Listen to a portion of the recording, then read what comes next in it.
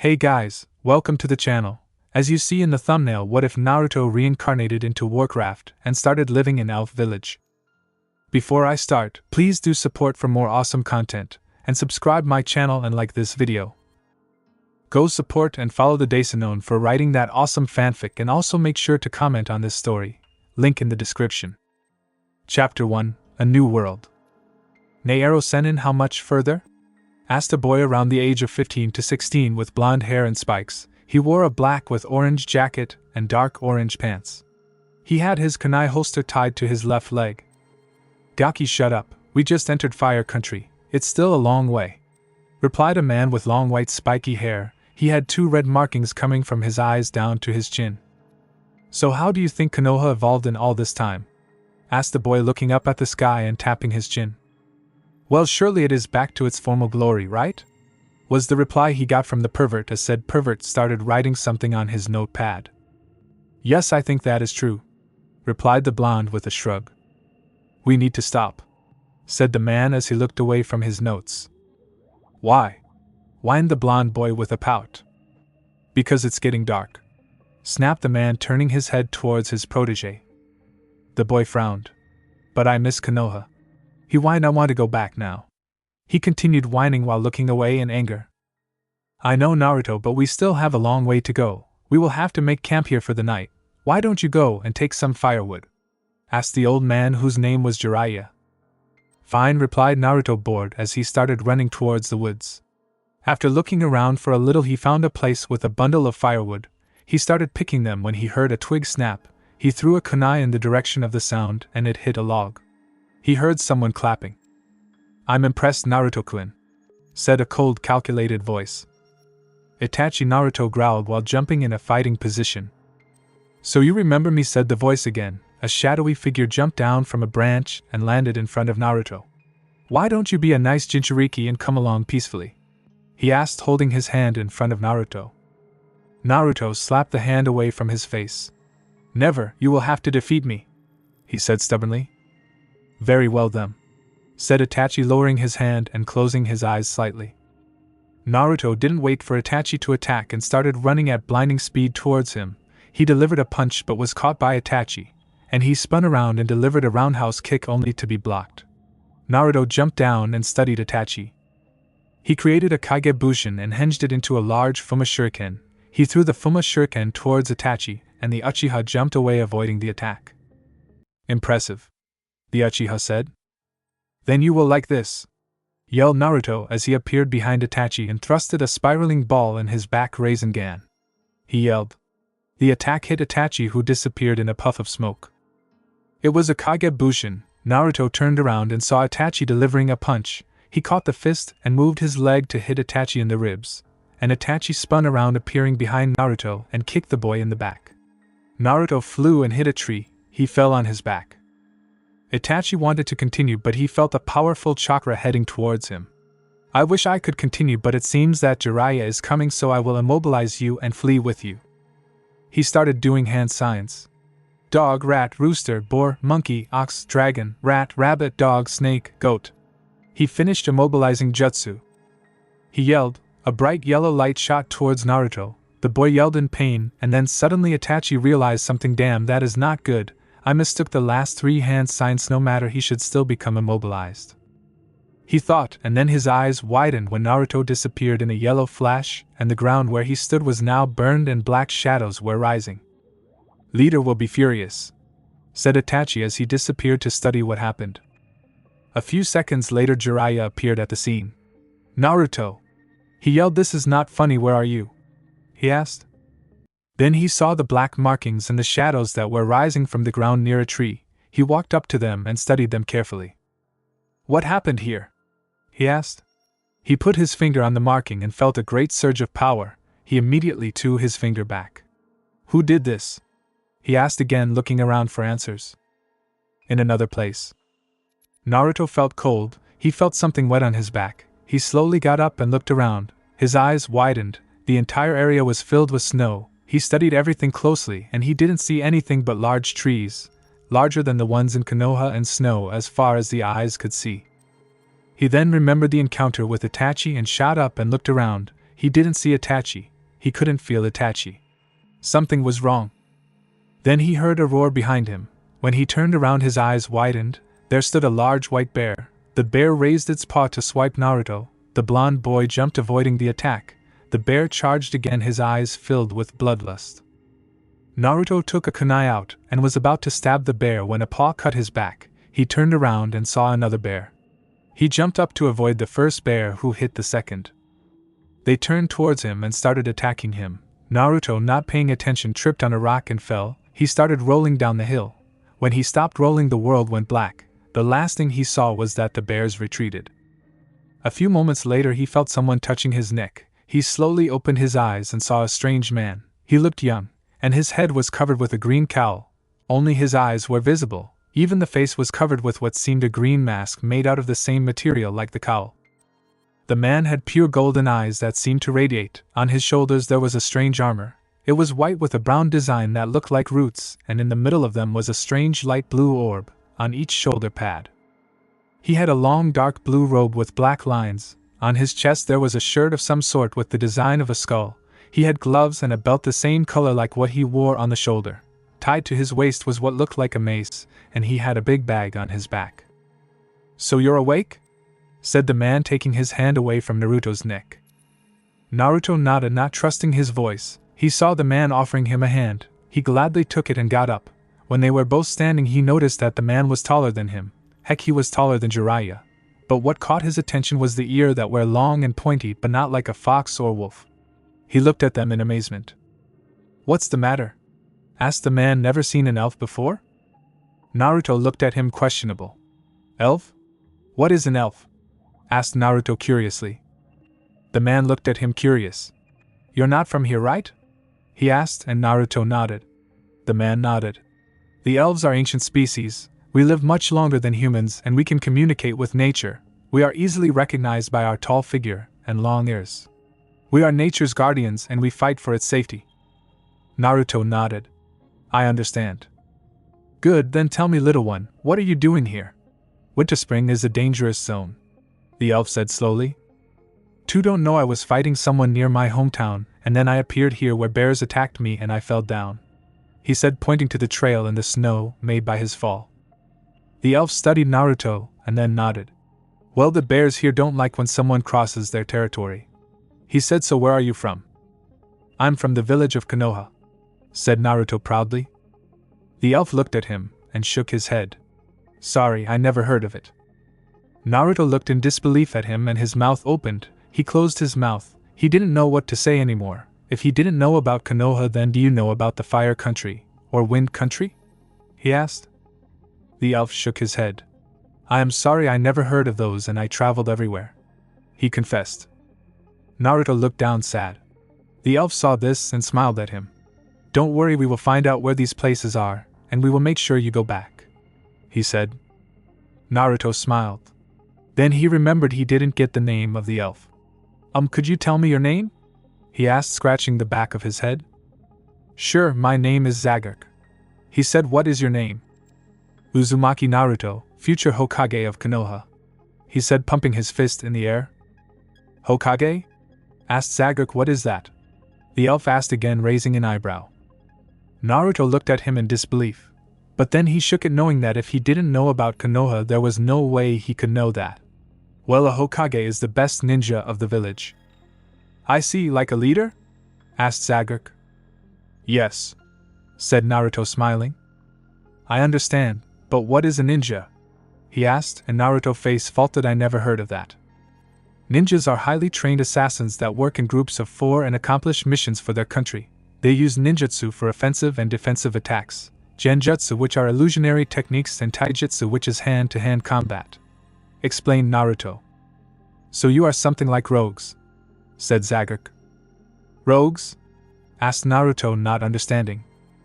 "Yes, you see, like what you said, rogues are assassins, but they don't use that ninjutsu what you said or genjutsu. They do sometimes fight hand-to-hand, but most of the times they fight with swords or daggers." Naruto scratched the back of his head. "Oh." Zagurk looked at the sky, then back at Naruto. "We should get going. It is getting dark and Elun forbid us if darkness catches us here." "Who is Elun?" asked Naruto, tilting his head to the side in confusion. Zagreus looked at him, shock written all over his face. Every human knew who Elun is, or at least was. He shook his head.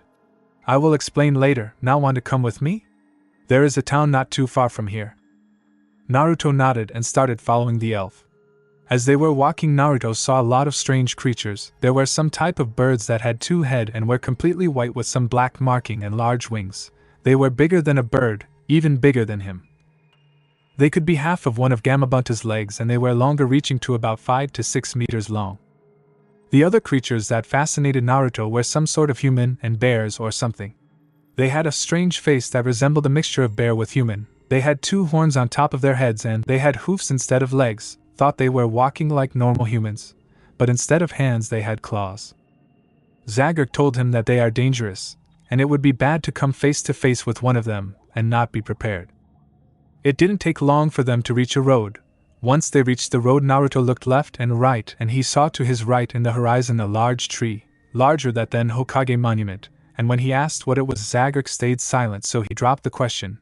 To his left he saw just trees, hills, snow, and the road. Zagreus continued walking down the road towards the left with Naruto behind him. A few hours later they arrived at a small crossroad. They could turn to the right or go straight forward. The elf turned to the right and Naruto did as well. A few more minutes of walking up a hill, they arrived in front of some strange-looking houses. It was nothing like Naruto had seen before. They were taller, had only 1 level though. The roof was like a ship's hull, or at least only the model. On the street, and the edges of the buildings there were some lanterns that shined a beautiful light blue color. In the air there were blue lights flying everywhere. What are these? Asked Naruto, pointing to a blue light. Those are lesser spirits, Naruto. The elf replied casually. Oh, Naruto replied. He still was a little confused though. Zagreus started moving again and Naruto followed. He didn't want to get lost. After walking a little more they arrived at the entrance to a large building that had 2 levels. Naruto saw there were 2 guards at the entrance. He blushed when he studied them. They were elves like Zagreus, but they were female. They wore metal armor on the entire body. Only that the armor showed their cleavage and their bodies really good. They were quite thin and gorgeous. They were quite thin and they had what seemed from a shuriken in their hands. Zagreus approached them and saluted them. The 2 women smiled at him and bowed graciously. It's good to see you are back, Zagreus, said one of the guards. Thank you. I found the herb I was looking for and came back. I found him while I was returning. He was attacked by bears and fell down a cliff. You should have been careful, said the first guard. Now, we don't want to make him feel bad. I came here to stay for the night, then I will leave to Darnassus, said Zagreus.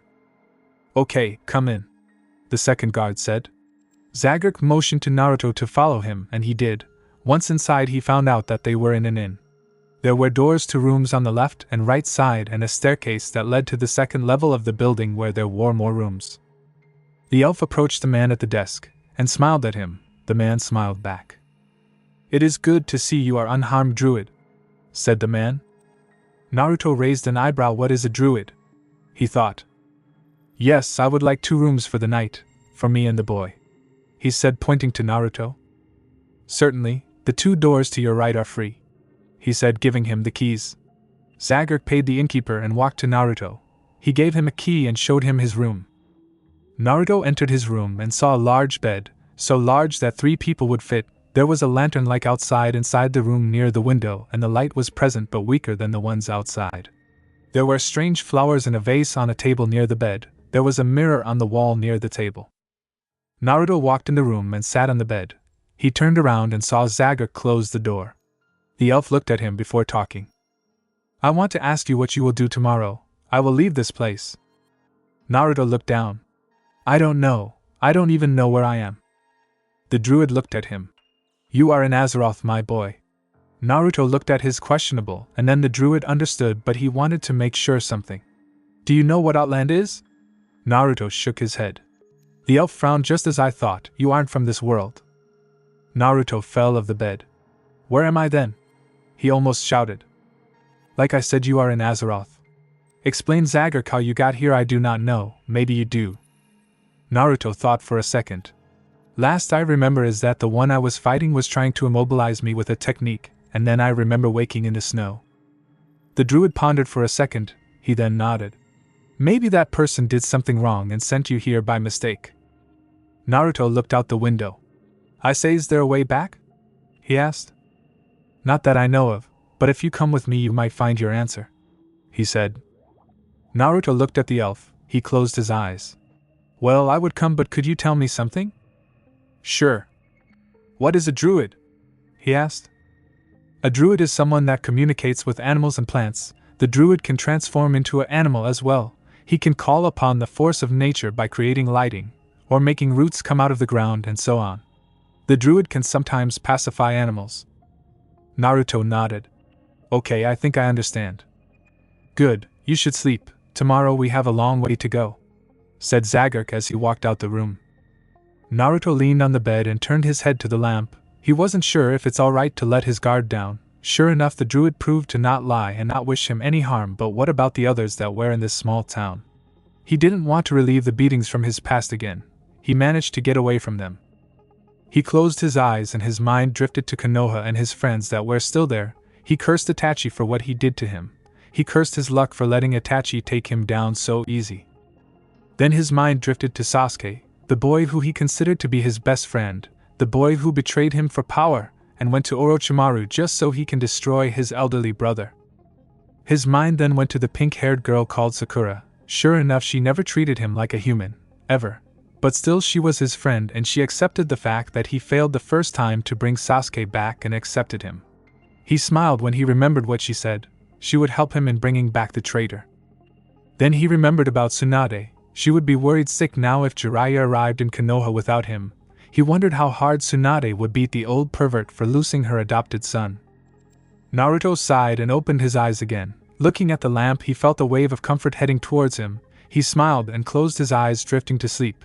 Something told him that he will be safe here. Next morning. The morning found Naruto sitting on the bed looking out the window. He could see elves walking down the streets smiling at each other and greeting one another. Sometimes he would see small people with long beards walking around. They were also greeted and they greeted back. He wondered who they were, and what they were. The doors slowly opened to reveal the innkeeper with bread and a large cup filled with milk on a tray. The innkeeper placed the tray on the table and smiled at Naruto. Zagurk told me to bring you food. He also wants you to go outside once you are done eating, he said. Thank you, responded Naruto, bowing his head. The innkeeper smiled and left. Naruto walked towards the table and looked at the food. He started eating and drinking. He found the food to be quite good. After he was done, he realized that the food he had eaten was enough and it completely filled him. He grinned and took the tray to the innkeeper. He handed it to him, thanking him once again, and gave him the key to his room. Naruto walked outside and saw his new companion talking with the two guards from yesterday. I'm telling you, it's too dangerous, said one of the guards. I know, but it is the only way. I can't take the hippogriff because they might shoot us down. And I can't use my spell to teleport to Moonglade because the boy won't appear on the other side with me, and the possibility for a warlock to be present there is very low, explained the druid. The guard sighed. What about your cat?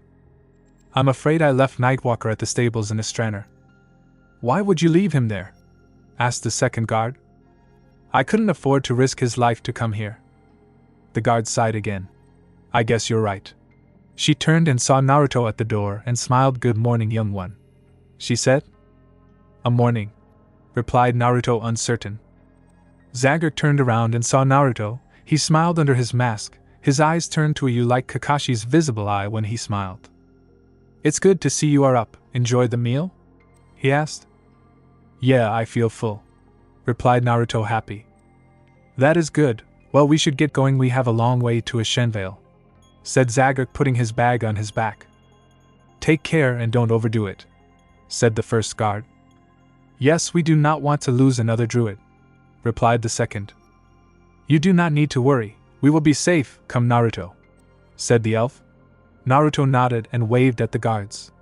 The two women smiled at him, and one of them kissed him on the forehead and wished him luck. Naruto blushed and nodded. The druid looked at the boy and snickered at his reaction. After walking a little, they were out of the town and on the main road again. Zagurk was in the lead and Naruto was close behind him, studying the area. As they were walking, they arrived at another crossroad. Naruto saw that one of the roads lead to another town, but the elf turned and walked towards the opposite direction. When Naruto turned, he saw in the distance a bright blur. Zagreus stopped as well and looked. After a while the blur became visible and a man with golden helmet and golden armor on a horse who had yellow armor stopped in front of the Druid. The Druid sighed in relief. "For a second I thought you were a blood elf," he told the man. The man looked angry. "We are nothing compared to those traitors." He spat. "My apology," the Druid said with a small bow. The man turned his head and ordered his horse to continue moving. He disappeared fast. Zagreus just shook his head and started walking again. Naruto ran up to him. "Who was that?" asked Naruto. "That young one was a paladin, a human." "What's a paladin?" asked Naruto. "A paladin is someone who worships the light and fights the darkness. It is said they have received blessings from the gods, and they can also bless someone else if they wish. They are holy knights that mostly fight the undead and the scourge," replied the Druid. "Oh, and what is a blood elf?" "Well, here I have to say that there are two types of elves, the night elves such as me and the blood elves. Now the blood elves are sometimes evil or good. They suffered many losses in the past, and unfortunately that led them to a wrong path. They had become addicted to magic. They would do almost anything to devour the magic from creatures." "What is magic?" asked Naruto. Zagreus frowned but answered nonetheless. "Magic is a form of fighting and defense for some of us. It can be used to create fireballs, ice bolts, or call upon the elements to aid us. Also, magic can be used to heal others when they are wounded." "Just like jutsus," thought Naruto. "And how do you use this magic?" he asked. "To use magic you need to have mana, which is the spiritual energy. Also, to use magic you need to know the right incantation. So in a way it's like chakra. Thought Naruto again and nodded.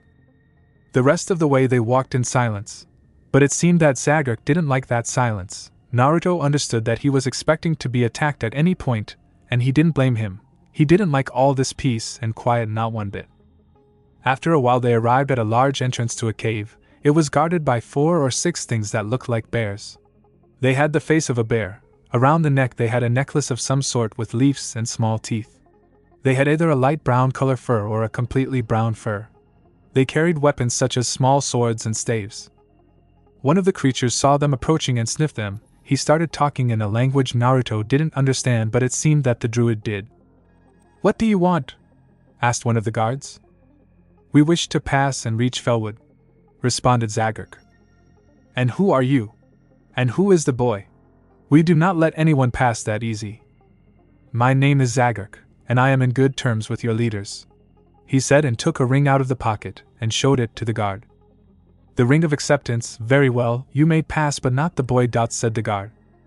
"But you have to let him pass. He doesn't know this place, and it is too dangerous to fly over Felwood." "I do not care, he cannot pass. Let me talk to your leaders. They will understand," said Zagreus, looking furious. The guard studied him and nodded. He started walking towards the cave and Zagreus followed him. He motioned to Naruto to do the same, and the boy complied. "What's happening?" asked Naruto, seeing the Druid angry. "They won't let you pass," said Zagreus. "Why is that?" "Because a few decades ago they were driven out of Felwood by the scourge and were betrayed by some of their brethren, and soon they lost respect for many and found shelter only in this cave, which is the only passage towards Felwood. Usually to pass this place you need to complete several tasks, but we do not have time for that." As they continued walking, Naruto felt the cold stares directed to him. He could feel like he was back in Konoha when he was young. The only difference was that these things didn't attack him like the villagers used to when they saw him.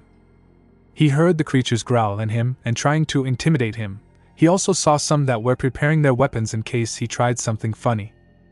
After a little walk they entered a large room. In front of them were 3 of the creatures he saw all around, only that these ones were bigger than the other. He heard Zagreus starting to talk to them. They would roar at him and growl at Naruto from time to time. After some yelling from the Druid, the creatures started glaring at both of them. Naruto saw the Druid point at the 3 creatures and yell at them. And then he saw one of them reaching for a spear while the other 2 had their spears in their hands. They started yelling at the Druid and the Druid listened to them. When they were done he told them something. Naruto didn't know what he told them because their eyes went wide and started nodding. After that Zagreus just placed his hand on Naruto's back and smiled at him under his mask. "You can pass," he said. "What did you tell them?" asked Naruto. Zagreus looked at the three creatures and shook his head. It is best you don't know. Naruto nodded, thinking it would be good to listen to him. He turned around and left, following the elf. They continued their walk through the cavern. The creature's glares seemed to disappear slowly, and once they were out of the cavern, Naruto's eyes went wide in fear at the sight. On the other side, in the place called Felwood, the grass was a poison green. The animals looked sick and some were missing parts of their skin and were dying a slow and painful death. When Naruto looked at the trees, he saw somewhere in a bright green flame. The ground was scorched, and nothing seemed to grow there.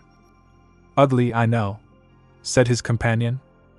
What happened to this place? When the scourge attacked, this place was severely hit. The dead defolated this place and used it as summoning grounds for more demons. The creatures that started walking this ground burned everything they stepped on. The poison spread by other demons infected the nature and killed almost everything. This place has been dying ever since. Sooner or later, not even the trees will be left standing, said the Druid with a sad voice. Didn't anyone try to stop this scourge? And what is this scourge you keep talking about? The scourge was created and controlled by Nazul, a magical being of tremendous power. Nazul sought warlock powers and delved deeply into demonic magic, until he was confronted by Kil'jaeden, the Dark Lord of the Burning Legion. Nazul bargained with the. After his defeat by the Alliance, his body was ripped to pieces and his spirit tortured, until Kil'jaeden decided to use him as the leader of a new attack on Azeroth. The Demon Lord encased Nazul's spirit in a cast of ice gathered from the twisting nether, which was called the Frozen Throne. To keep his minion and his tremendous new powers in check, Nazul, now the Lich King, was embedded in a great glacier in Northrend and watched over by the vampiric Dreadlord agents of the Legion, explained the Druid while walking on the burned road. You told me who controls the scourge, but not what they are, said Naruto. Nazul, now the Lich King, used his vast and powerful consciousness to reach out to the native inhabitants of Northrend. The Lich King then used the plague of undeath, which originated from deep within the Frozen Throne, to infect and destroy a human settlement on the fringes of the Dragonblight. As more creatures swayed to his influence, the Lich King became more powerful, as their souls brought him nourishment. Soon, every human encampment in Northrend had been infected, and the Lich King began erecting a stronghold on Iceground Glacier. His undead army continued to grow daily. So that means that the scourge is made out of undead? Walking dead? Asked Naruto, scared. Yes, ghosts, skeletons, zombies, everything you can think about being dead, and it's not. Naruto shuddered. Are there ghosts here in the forest? Not anymore. Their souls were put to rest after years of battles. And for the other question, yes, many people tried to get rid of the scourge, but after many battles the result was the same: defeat. The numbers of fighters dropped considerable, and while they stopped fighting and started defending their homes. One more question, said Naruto. Okay, go ahead. What is the Burning Legion? The Burning Legion is the huge demonic army created by the Titan. When Sargeras the Dark Titan decided to set the universe aflame after becoming deeply sorrow-stricken by evils that manifested from the twisting nether, he created a demonic army to serve that purpose. The Burning Legion was led by Archimonde the Defiler and Kil'jaeden the Deceiver, two Eredar warlocks who possessed immense power. Explained the Druid. Anything else you want to know? What are warlocks? Asked Naruto, unsure.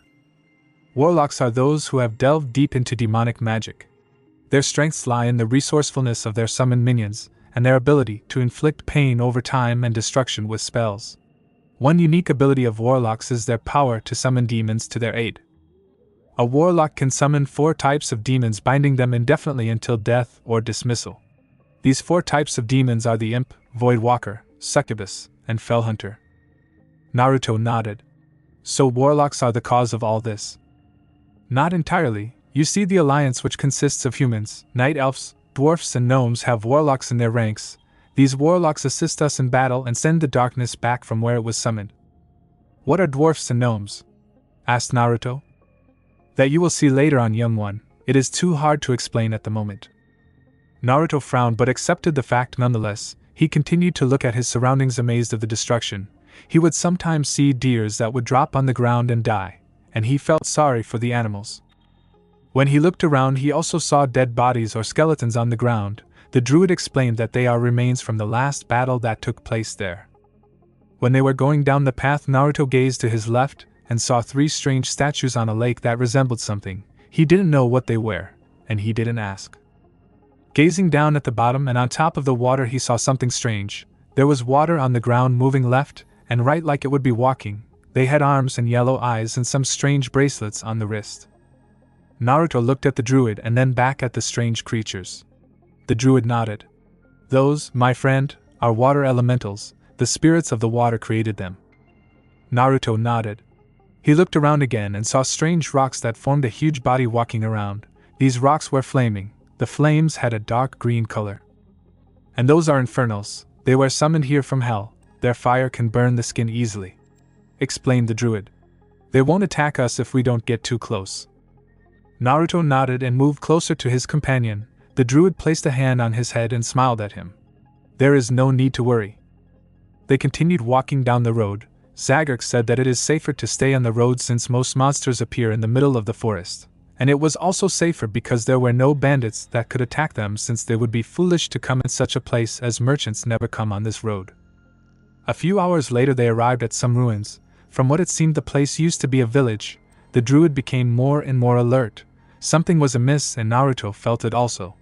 The Druid suddenly took 2 bottles out of his bag. He gave one to Naruto and told him to drink it while holding his left arm, and he also drank one of the bottles. Once that was done, Naruto looked to see where the Druid is. He couldn't see him and started looking around worried. He felt something dragging him away. He was being dragged near a tree. Keep quiet, said a voice. Who are you? Stuttered Naruto with fear in his voice. It's me, Zagreus. I drank an invisibility potion, and so did you. The effects are temporarily but enough to hide us. Now stay quiet, someone is coming. With that, silence filled the air. Suddenly Naruto heard something. It sounded like a horse galloping, or more than one. He looked around trying to figure out where the sound was coming from. When he looked in the direction where they were going, his eyes widened in fear. On the bridge stood 3 horses. But not any kind of horses. You could see their bones. Their hoofs were burning a blue or red flame, and instead of the hair on the back of their heads they had either red or blue flames. On top of them were 3 strange people. Their hands were bones, their legs the same. The one in the middle had a strange black mask covering his entire head. He had black armor, and on his shoulder the armor seemed to form blades. His pants were also black, and he had black shoes that were ripped, and Naruto could see the bones and some flesh. The one to the left had a helmet that seemed to be made out of plate. Like the first one, it covered his entire head, and the top of the helmet had the model of an axe. The helmet was a gray color. The body armor was also gray, and on the shoulder the armor ended in blades that looked like an edge of an axe. His pants looked like it was made of metal or something. The color was again gray. His shoes were like the armor, and his gloves had the model of an axe on them. The last of the riders had a cowl over his head covering it. If you would look close you would see 2 red dots that seemed to be the eyes. He wore a bloody red robe, some gloves and no shoes. Naruto could see his bones and part of his flesh. The one with black armor jumped off his steed and started walking around. What are you looking for? Asked the one with the robes. For Naruto it seemed like he crackled something. I thought I sensed something here, said the black-armored one. Your bloodlust is talking for you. This place is dead. Nothing comes here. Let's just go and hunt something down. I want to eat some flesh. Commented the one with gray armor.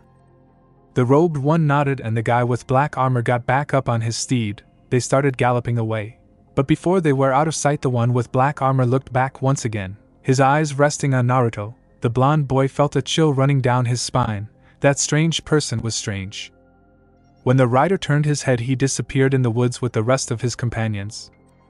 Naruto started shivering for an unknown reason. He looked to his left and saw the Druid there. The potion must have worn off. That is not good, Zagreus said. Who were those? Asked Naruto, scared. Not even the villagers could have scared him like that. Those riders just gave away an aura of complete death. Their eyes showed no mercy at all. Those are undead, Naruto. The boy's heart jumped. Why you mean dead people? Yes, dead people. If they would have caught us we would have died a painful death. We must run fast. If they catch us here we are dead, he said, getting up. Naruto nodded and started walking with the Druid across the bridge. But he couldn't shake the feeling that they were being followed. He glanced at the Druid who was drawing something on a piece of paper. After walking a little more they arrived at the edge of Felwood. From what it seemed, the grass started to become more livid, the animals weren't sick anymore, and the trees weren't on fire. Also, the sky was a-cleaning, the smoke disappearing slowly. But from what it seemed, they walked the entire day because the moon was present on the sky and stars visible. Then Naruto felt a chill. He turned around but didn't see anything. He looked at the Druid, who was also looking behind them. He turned to Naruto and gave him the paper he was drawing on a few hours ago. "I wish I didn't have to do this, but you are going alone to Astraner," he told the blonde boy. "Why?" he asked. "We are followed. Remember the 3 riders?" he asked, and Naruto nodded. "They are here, somewhere." Naruto started to tremble, but then he remembered he was a ninja and he could fight. "But I can fight them," he said. "I know you can. I can feel your power, but one of them was a warlock." "So? I can take him," said Naruto. "Maybe, but there was a warrior and a rogue amongst them, and also, they never travel in packs of 3, and if they followed us they might intend to attack Astraner. You need to go there and alert everyone to be ready just in case." "But what about you?" asked Naruto with concern. He felt the ground tremble. He turned around and saw a giant walking tree. His eyes widened and got ready to fight, only to be stopped by the Druid. "I called him here. He will help me. Now you must go, and don't worry, they won't take me down too easy." "But..." "Go, Naruto," ordered Zagurk. The boy nodded and started running. As he started, he heard a crackling sound, something like a yell. He turned around and saw Zagurk with his mace in his hand blocking a large axe. He saw the tree holding the black armored man, but he didn't see the one with robes, the warlock. He turned around and saw the warlock on his horse in front of him. Naruto stopped a few meters away from him. The warlock dismounted and a strange black swirl appeared in his hands. Then he extended one of his arms towards Naruto and a shadowy bolt shot towards him. Naruto used the kawarimi as fast as he could, replacing himself with a log. When he looked at the log, saw that the bolt made a hole in the middle of the log, and that it started to burn from the inside. He felt the warlock's gaze on him once again. This time fire started to form in his hands.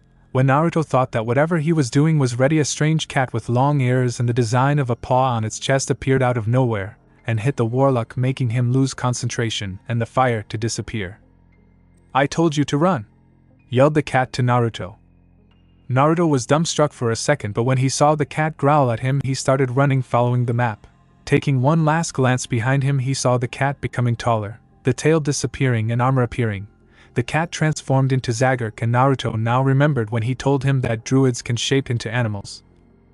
He saw Zagurk stretching both arms with his palms open towards the warlock, and a strange light shot from the sky and hit the warlock. Naruto turned around and started running faster. Naruto has been running for hours. It seemed an eternity. He couldn't help but be worried for the druid who stayed behind to fight alone. And while not alone, he has a big tree helping him, but still. Naruto was leaping from branch to branch trying to reach his destination. He looked on the map again and saw he should be close to a lake. He jumped down from the tree and landed in a graveyard. He looked around and saw the lake and a small town in the middle of the lake. He started running towards the road and then towards the village. When he arrived at the bridge, he was greeted by 2 guards, female again. "Hello, young traveler, how can we help you?" asked one of the guards.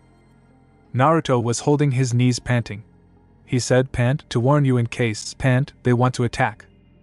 The guards looked at each other, and then back at Naruto. "Who said? Who is attacking?" they demanded. "Zagurk and I were traveling through Felwood when we came across 3 undead. When we entered this place they attacked," said Naruto. "Oh no," said a guard. "Boy, tell us, what were they?" "Well, one was a warlock, the other a warrior, and finally a rogue," he heard the guards gasp. "It is not normal for them to work in groups of 3, said a guard to her friend, who nodded. "Go and tell the others," she said. The first guard nodded and started running across the bridge. She stopped in the middle and turned to Naruto. "Come with me, boy," she said.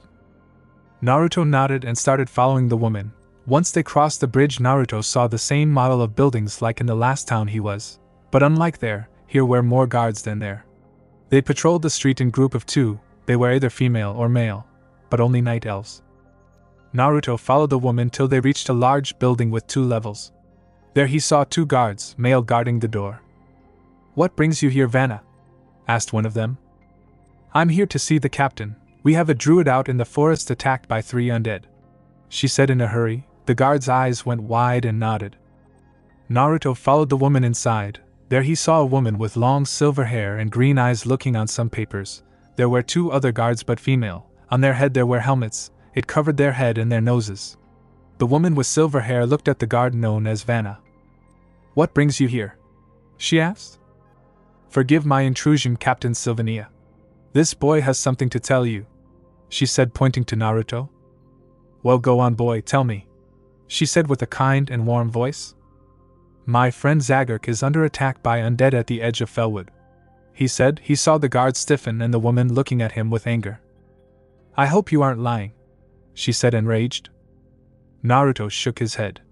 "It is true, he is under attack by 3 undead." This made them stiffen even more. "3?" asked the guard. "They never attacked in 3 for years," said the second. "Do you think they are planning something?" asked the first. "Maybe." "Quiet," said the captain, who was trying to think. "What do we do?" asked Vanna. "Nothing," she said. "What?" yelled Naruto. "You can't leave him there to fight alone." "Boy, do you know who Zagurk is?" asked the captain calmly. "He is a druid. Why?" "He is more than that. He can take care of 3 undead." "Captain, you should know that one of them is a warlock," said Vanna, and the captain's eyes widened. "You too," she said, pointing to the guards near her. "Follow me, we are going after him." "Yes, ma'am," they said. "I'm coming too," said Naruto with determination. "I am sorry, boy, but we cannot risk it. If what you say is true, you do not know how to fight a warlock," said the captain. "And what am I supposed to do then?" asked Naruto, enraged. "Vanna, take him to the inn and let him there for the night. I will look for him when I get back," said the captain, and the guard named Vanna nodded. Once the captain was out, Vanna led Naruto to the inn. The blonde boy was angry. He wanted to help. He could help, and here he was not being able to do anything. As they entered the inn, they were greeted by the innkeeper, an elderly-looking elf. Vanna explained the innkeeper everything, and she nodded. She led Naruto to his room and led him there. The boy threw himself on the bed and looked outside the window and frowned. He couldn't help but be worried for the outcome of this. He doesn't know this world, and it seems like the druid is the only one at the moment that could help him. It was morning in Konoha. It was the 2nd day since Uzumaki Naruto had been attacked by someone and disappeared without any trace. Jiraiya just arrived in Konoha. He shook his head as he knew what will happen when the old hag finds out. As he was walking down the streets of Konoha, he was formulating a plan, an excuse as to why Naruto was missing. Just then there was a puff and an Anbu appeared in front of Jiraiya. "The Hokage wants to see you, Jiraiya-sama," he said, disappearing again. Knowing that there was nothing else left to do, Jiraiya disappeared in a puff of smoke, only to arrive a few seconds later in the Hokage's office in front of Tsunade, who was awake and doing paperwork. When the Hokage heard the puff of smoke, she glanced in front of her and saw Jiraiya but no Naruto. She brought her hands to her chin and waited. "Well?" she asked after a few moments of silence. "Well, what?" asked Jiraiya, trying to buy some time. "First off, how was the trip? Second, where is Naruto?" she asked. Jiraiya started to sweat, and of course that didn't go unnoticed by Tsunade. "Well, the trip was uneventful, and we did everything according to plan with no interruption." "So that means that you managed to teach Naruto everything that was necessary?" "Yes," responded Jiraiya. "What about the Akatsuki? Did you find any information about them?" she asked. "I found out that in a few months they will start moving out to capture the Jinchuriki and extract the bijous. So that leaves Naruto a few more months till they come for him," the Hokage said, and Jiraiya nodded. "But do tell me, where is Naruto?" Well, you see," he said, sweating. Tsunade started to laugh. "He is at Ichiraku, isn't he?" Jiraiya started sweating even more. "Well..." Tsunade stopped laughing and saw how nervous Jiraiya is and started to suspect something. "Jiraiya, where is Naruto?" With Naruto." The birds were singing, the sun was up, it was morning. Naruto could feel the rays of the sun on his face and smiled lightly. His eyes slowly opened and the memories from yesterday replayed in his head. His smile disappeared and he shot out of the bed and got dressed as fast as he could. He ran out of the inn and straight to the building in which he went last night. When he arrived at the door, he saw the 2 guards from last night. He wondered how come they were still able to stay awake. "Good morning, boy," said a guard. "Good morning," responded Naruto. "Is it possible to talk to the captain?" he asked, uncertain. "It depends," said the second guard. Naruto looked at him questionable. "On what?" he asked politely. "Well, she is talking with someone now, and it depends if she will be able to talk to you too." "Oh," said Naruto, "may I ask who she is talking to?" The guards nodded. "With the Druid she brought back last night." Naruto's eyes narrowed. "Could I go in?" "I know who the Druid is," he said, alarmed. The guards looked at him before they nodded and let him pass. Naruto opened the door and stepped in. Unlike last night, the two guards weren't present in the room. When he looked around, he saw the captain on her feet in front of someone who had his back at her and was studying a book from one of the bookshelves. "What were you thinking?" she yelled at him angrily. "Sylvania, please calm down," said the man, flipping a page from the book. "Calm down? Calm down? Why should I? You could have died," she yelled. "But I didn't. It takes more to bring me down," he told her calmly. Sylvania started shaking. She hit the book, throwing it on the ground. "What would have happened if they did manage to kill you?" That got the man's attention. He turned to her and looked at her with kindness in his eyes. "Never talk like that." "But you went up against 3 undead," she said as she started sobbing. The man, who now Naruto recognized as Zagreus, moved to the captain and took her in his arms, hugging her. "I know, but remember that I faced much worse." "Like what?" she asked between sobs. "If you remember, I had to face Ragnaros in the depths of the earth. You do remember who he is, right?" "The Fire Lord," he said calmly. Sylvania stiffened for a second. "Yes," she said with a low voice, "I remember." "And I got out of it with no problems, right?" "Yes," she said, tears still falling down her eyes. Zagreus took her chin and raised her head to look in his eyes. "Now please calm down, I don't die easily." The captain nodded and lowered her head again. Zagreus pulled her back in the hug and turned his head to Naruto and smiled underneath his mask. "Good morning, my young companion," he said cheerfully. "Hey," said Naruto. "So how did you sleep?" asked the Druid. "Fine, I guess I was a little worried," he told him. Zagreus chuckled. "You weren't the only one," he told Naruto, glancing at Sylvania. "Why don't you take a seat?" he asked Naruto. Naruto nodded and sat down on one of the chairs near the window. Zagreus parted slowly from the hug and looked at the captain, whose head was still down. He put his hand on her shoulder and guided her to her chair. After she was sitting down, Zagreus went and picked up the book and put it back in the shelf and took a seat in front of the captain. "You all right?" he asked her. The captain gave a nod and looked back at the elf. "Good," he told her, smiling. Sylvania smiled back and looked at Naruto. "So how did you meet the boy?" she asked him.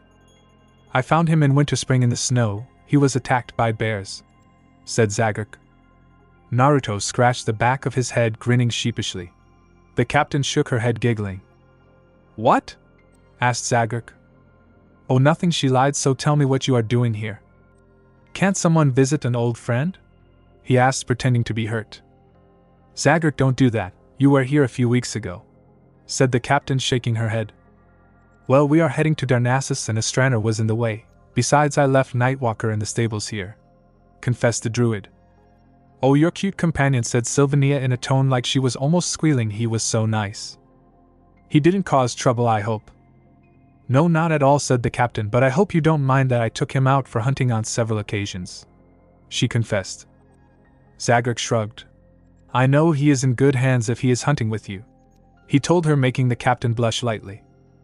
"So anything else as to why you are here?" "Yes, do you know how the roads to Darkshore are?" asked Zagreus. "Only minor attacks from the Twilight faction and the Naga. Except for that, nothing else," replied the captain. "All right, then I guess we are good to go," said Zagreus. "Already?" jumped the captain. "Sorry, but we need to get to Darnassus fast." "I know," said Sylvania with her head down. "Can't you stay a little longer?" "Well, I guess we can leave after noon," stated Zagreus with his hand under his chin. The captain smiled. "All right, because I need to show you something. Meet me at the hippogriffs in an hour?" "Sure," said Zagreus, standing up. He turned to Naruto. "Come, I will teach you something in the meantime." Naruto's eyebrow rose. "Teach me?" Yes, come with me, said Zaguk, walking out the door followed by Naruto. A few minutes later they were at the bank of the river. Behind them were buildings. Zaguk glanced over the land and turned to Naruto and smiled. Well, Naruto, how would you like to learn how to make roots come out of the ground? He asked the boy. Naruto's eyebrow rose once again. Make roots come out of the ground? He asked, not understanding. The Druid nodded. Let me demonstrate. The Druid then brought his hands together. He departed them and placed his right foot in front of his left, now facing Naruto, and bent down a little. He brought his right hand in front of his chest and his left hand near his left leg. He started chanting something Naruto didn't understand, and green swirls appeared in his hands. He opened his palms and moved them a little towards Naruto. The green swirls disappeared. Naruto thought nothing had happened for a second, then he felt something underneath him and a root shot from the ground grabbing his left leg. Another came out grabbing his right leg. Another one came grabbing his chest, and then two more grabbing his arms. Zaguk then, with his right hand extended to Naruto, started closing his fist. Naruto felt like the roots were closing on his body, trying to break his bones. 1. Naruto closed his eyes and gritted his teeth. Then the roots dropped on the ground and Naruto opened his eyes and saw the Druid standing straight, looking at him and smiling. Sorry I hurt you, but if I would completely close my fist your bone would crack and you might die. What was that? Asked Naruto, amazed. That is called entangling roots, and it does just what the name says. Naruto nodded. So how do I do it? Well, for starters you need to imagine roots coming out of the ground and entangling your target. Second, you need to focus on the ground, and third, you need to know the words. But the third step is optional, responded Zaguk. What do you mean optional? I mean that this spell doesn't quite require for you to chant being able to use it. Oh, said Naruto. Well, if you want you can start, said the Druid, sitting down. Use that post over there, he told Naruto, pointing to a post to Naruto's right side. Naruto nodded and got in the same position the Druid was and closed his eyes. He imagined the roots coming out and entangling the post. He then sent chakra in the ground. He opened his eyes and continued to imagine the roots coming out, but nothing happened. He kept sending chakra in the ground, but nothing would happen. You are an idiot brat, said a deep demonic voice in Naruto's mind. Kyuubi? Asked Naruto, blinking. Who else do you expect to be in this hellhole? Spat the fox, annoyed.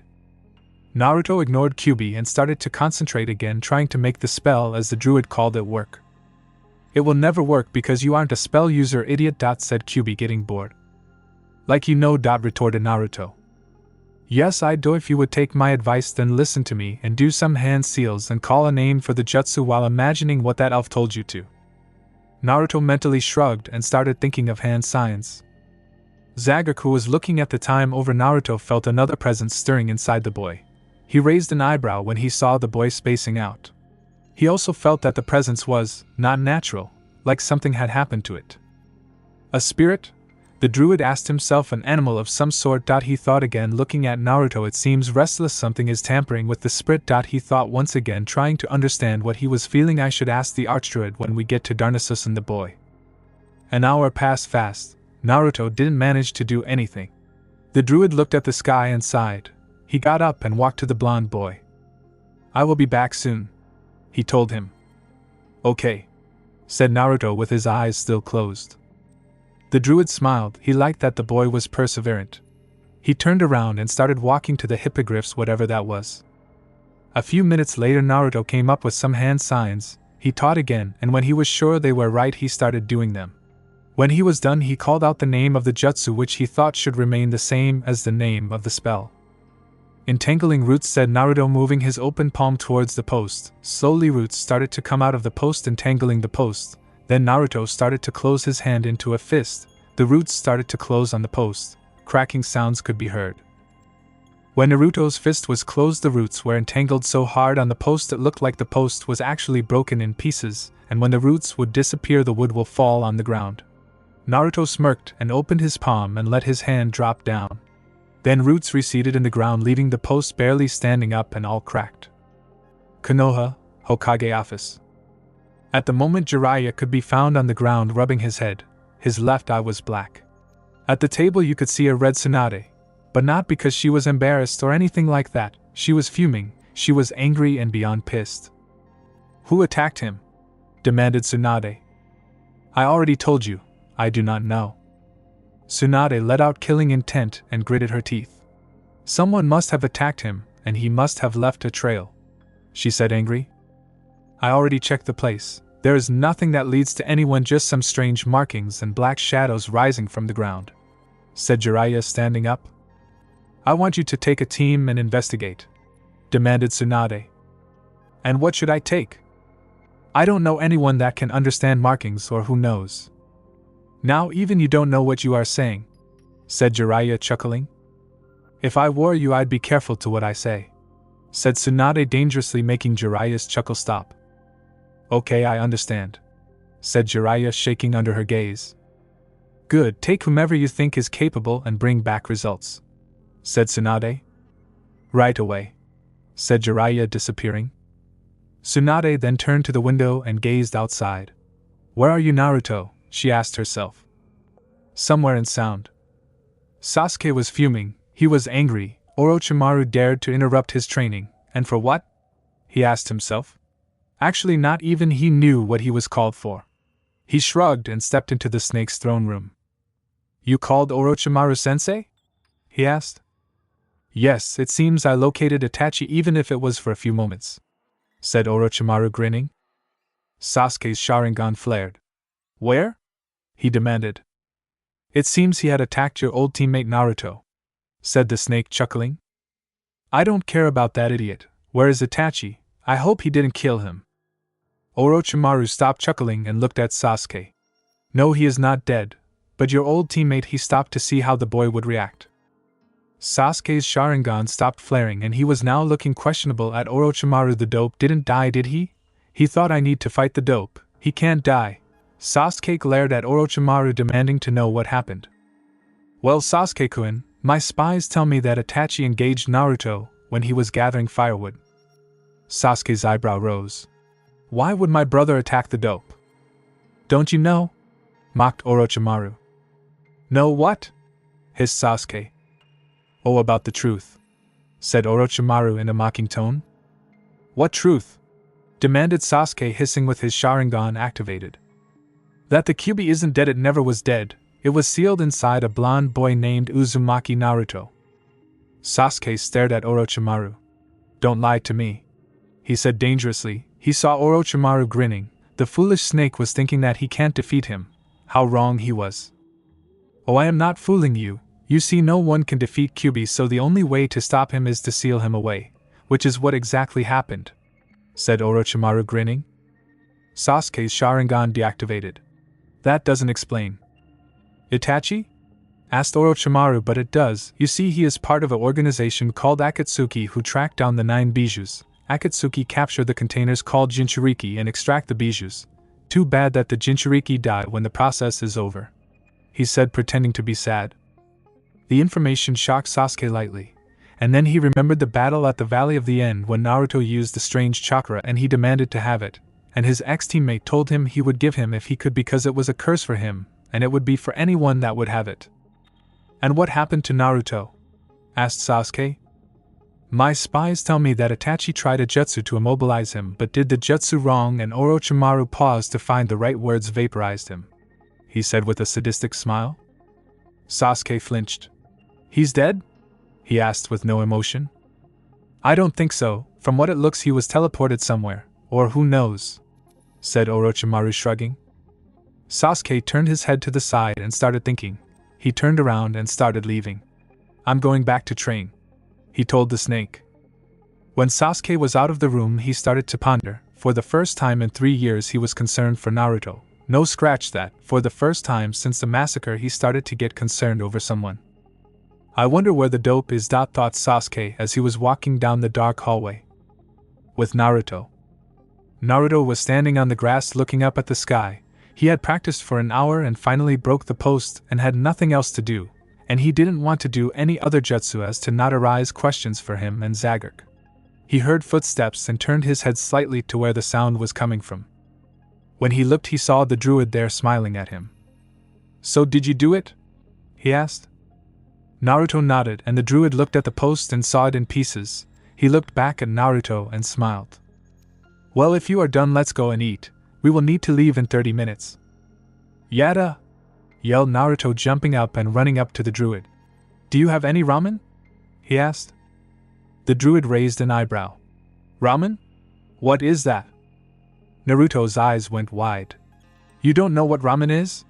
He asked, not believing. The Druid shook his head. Never heard of it. It's like noodles with meat. Tried to explain Naruto. Zagreus brought his hand to his chin. He shook his head. Sorry, Naruto, we don't have noodles, but you can find them in the eastern kingdoms, across the sea. Naruto frowned.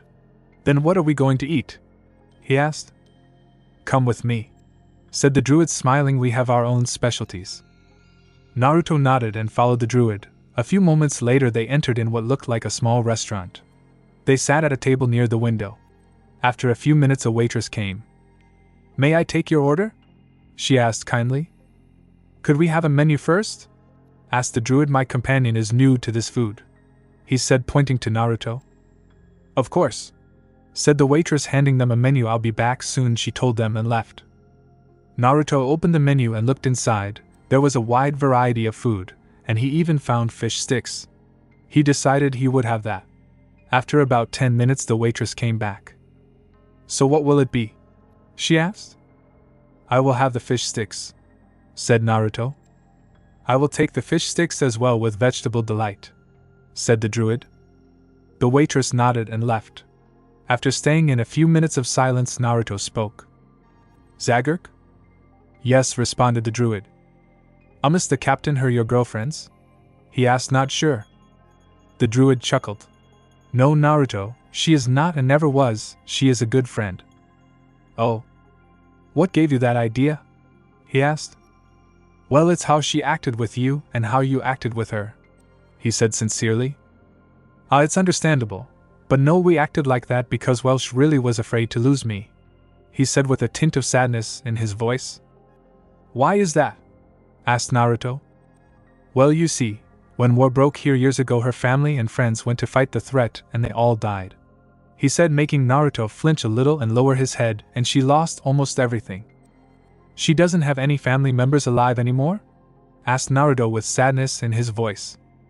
She only has a little sister as family left, and for friends she has me. We know each other for a long time and I was always there to support her, so that's why she was so scared to lose me. And then she has 2 more friends still alive, but they disappeared mysteriously. Oh, said Naruto, I understand. Zagreus saw the boy was sad.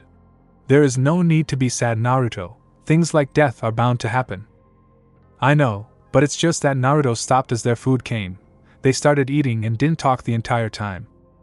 When they were done, the Druid paid for their food. Naruto saw that he paid with some sort of silver coins. They left the restaurant and headed towards the northeast, where a second bridge was that would allow them to cross the lake and continue their journey. As they were walking down the street, Zagreus turned and entered a building that looked like a stable. When Naruto looked inside, he saw strange animals. They looked like cats, but they were much bigger, had big canines. Some had some sort of armor on them, while others just a plain cloth on their backs. A few minutes later the Druid came out, followed by a black cat with white stripes that was as big as Naruto, had big canines that would be able to kill almost anything instantly. The cat also had a strange armor on the head, body and legs. The cat approached Naruto and smelled him. Naruto stiffened. Don't worry, Nightwalker won't hurt you, he told the boy. What cat is this? He asked shakily. Zagreus chuckled. This is not a cat. Well, he is close to a cat, but he is known as a night saber, like a panther if you wish. Naruto nodded. And is he your pet? The Druid chuckled again. You can say that, but he is more as my traveling companion. He is like a horse if you want. Now Naruto understood. The Druid used the strange cat to ride it like a horse. Well, the cat looked to be somewhere close to the size of a horse, if not a little bigger and more massive. Well, let's go, said Zagreus, moving away, followed by the cat and lastly Naruto. When they arrived at the bridge, they were greeted by the captain of the town and her own cat. It was as big as the Druid's, but it was white with gray stripes, and it also had the same armor as Zagreus. Hello, Svania, said Zagreus. What are you doing? I'm coming with you, she said. Why? Because I'm sick and tired of hearing my friends disappear on the battlefield. One day I will be left alone with no one. I can't take it anymore, she said, angry. And do you think anything would change if you come with us? Asked the Druid. At least if I come with you I know I have a friend near me. You are the last one, everyone else is dead. She said with a sad voice, besides my sister is in Darnassus, so I will be able to visit her too. But what about your post here in Astraner? Asked Zagreek. I promoted one of the guards, he was supposed to take my spot next month anyway, she said, shrugging. Zagreek shook his head. I guess there is no way I can convince you to stay, right? No, she said, smiling. At least you brought your armor and sword. I brought everything I have, she said. It was then that Naruto saw how she was dressed. It is true she had what Zagreek explained him, plate armor, made out of the strongest minerals. The former captain of Astraner had a shoulder guard in the design of a semicircle. She had metal gloves with the design of an eagle on them. On the chest she had plate armor, but it looked strange, it put her cleavage in evidence. The armor was like a bra, only that it went down and stopped above her belly. Her pants were the normal design, but they were made again from plate. The armor had a grayish color. Naruto found himself staring at the woman in front of him. She sensed the stare and turned to the boy and giggled at him. What can I say, this is my best armor, she said, turning her head. Her silver hair reached down to her bust. Zagreek shook his head. I told you to get a new armor. Like when? She scowled. You don't like how I look? She asked teasingly. I don't understand why you women have to dress like that. Svania shrugged and got up on her cat. So where to? She asked, smiling. Darkshore, responded Zagreek bluntly. Where is that? Asked Naruto. Follow me and you will see, replied Zagreek, smiling. Naruto grinned and followed the Druid across the bridge. They now had a new companion. Naruto and Zagreek were walking in front with Nightwalker behind them, and lastly Svania on her cat, moving at their pace. As they were walking, Naruto saw animals he recognized, such as deers, wolves, and bears. But he also saw the animals, or whatever they were. They looked like the ones from Felwood. When he asked Zagreek if they were related, he told them that in a way yes, but these ones were much more aggressive and would attack anyone. A few moments later the ground started to descend. They walked past two pylons that formed a gate, and when Naruto looked in front of him he saw a large building about 40 meters tall. Maestra's post, said Zagreek. Huh? Asked Naruto. This is Maestra's post, responded the Druid, pointing to the building. This served as a watchtower, and it still serves. When they finished their descent on the road they were greeted by more night elves. Zagreek explained that they were the post's guards. They passed the post and continued their march. After a few hours they stopped abruptly. In front of them was a rider that stood on a horse whose legs were on flames, and its coma as well. The rider had a black hood and a green with black robe that covered his entire body. When Naruto looked at the rider's face he saw 2 red dots, and his mind flashed back to the undead. He got in fighting position and was about to attack when the rider spoke. I've finally found you, the rider said in a dark voice. It took me a long time to track you down, Zagreek. I'm that hard to find? He asked. The rider nodded. I am here to give you something, the rider told the Druid, reaching in his robe. Naruto was about to attack. Zagreek saw this and stopped him. You don't have to worry, Naruto, she is a friend. Naruto looked at the Druid. She? Zagreek nodded. Kiraiya, would you remove your hood, please? Certainly, the rider said. This time the voice was softer and warmer. When the rider removed her hood it revealed a young woman around the age of 18 with brown eyes and long black hair. She smiled at Naruto. Naruto then noticed that she had the same shirt that the Druid had with the skull on it. How come you have the same shirt like Zagreek? Asked Naruto. The two looked at each other, and then at their shirts. Zagreek chuckled. We are from the same organization, he told Naruto. Organization? Asked Naruto, tensing. What do you do in that organization? We fight the undead, the Scourge and the Burning Legion, said the woman called Kiraiya. So you are good guys? Asked Naruto, untensing. Yes, responded Zagreek. Now, said Kiraiya, taking a crystal from her robe, this is what you needed, right? The Druid nodded. Yes, a red prismatic crystal. All right, and here is my department, she said, throwing a small bag to the Druid. 300 gold. Thanks. Where are you going now? Asked Zagreek. The Zoram Strand, she told them. Why there? Asked Svania. It seems like the Naga have become more active recently there, and I am to investigate. Zagreek nodded. Well, be careful, alright? Kilia nodded. Will be. I will see you again, okay? Of course, said the Druid. Kilia put her hood back and turned towards the forest and disappeared behind the trees. Said Naruto, what are Naga? The Naga used to be night elves until something happened which I am not going to get into detail, said Zagreek, but I can tell you how they look. You see, the Naga generally have a humanoid torso with a snake tail in place of their legs. The males appear more serpentine. The females still look elven, but can have 4 or more arms, and possibly fins for hair. And they aren't friendly anymore, added Svania. Naruto nodded.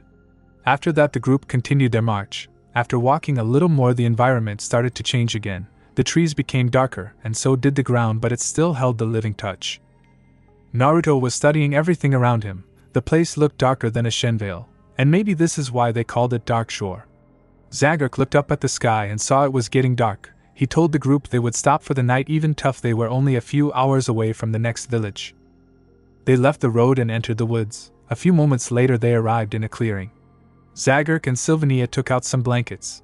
Zagreek took out one more, clearly for Naruto, and gave it to the blonde boy. He then walked into the forest and came back a few minutes later with firewood. They started a fire to keep them warm. You should sleep, Svania. Tomorrow we have a long way, Zagreek told the woman. She nodded without protesting and unfolded her blanket and placed it near the fire and went to sleep.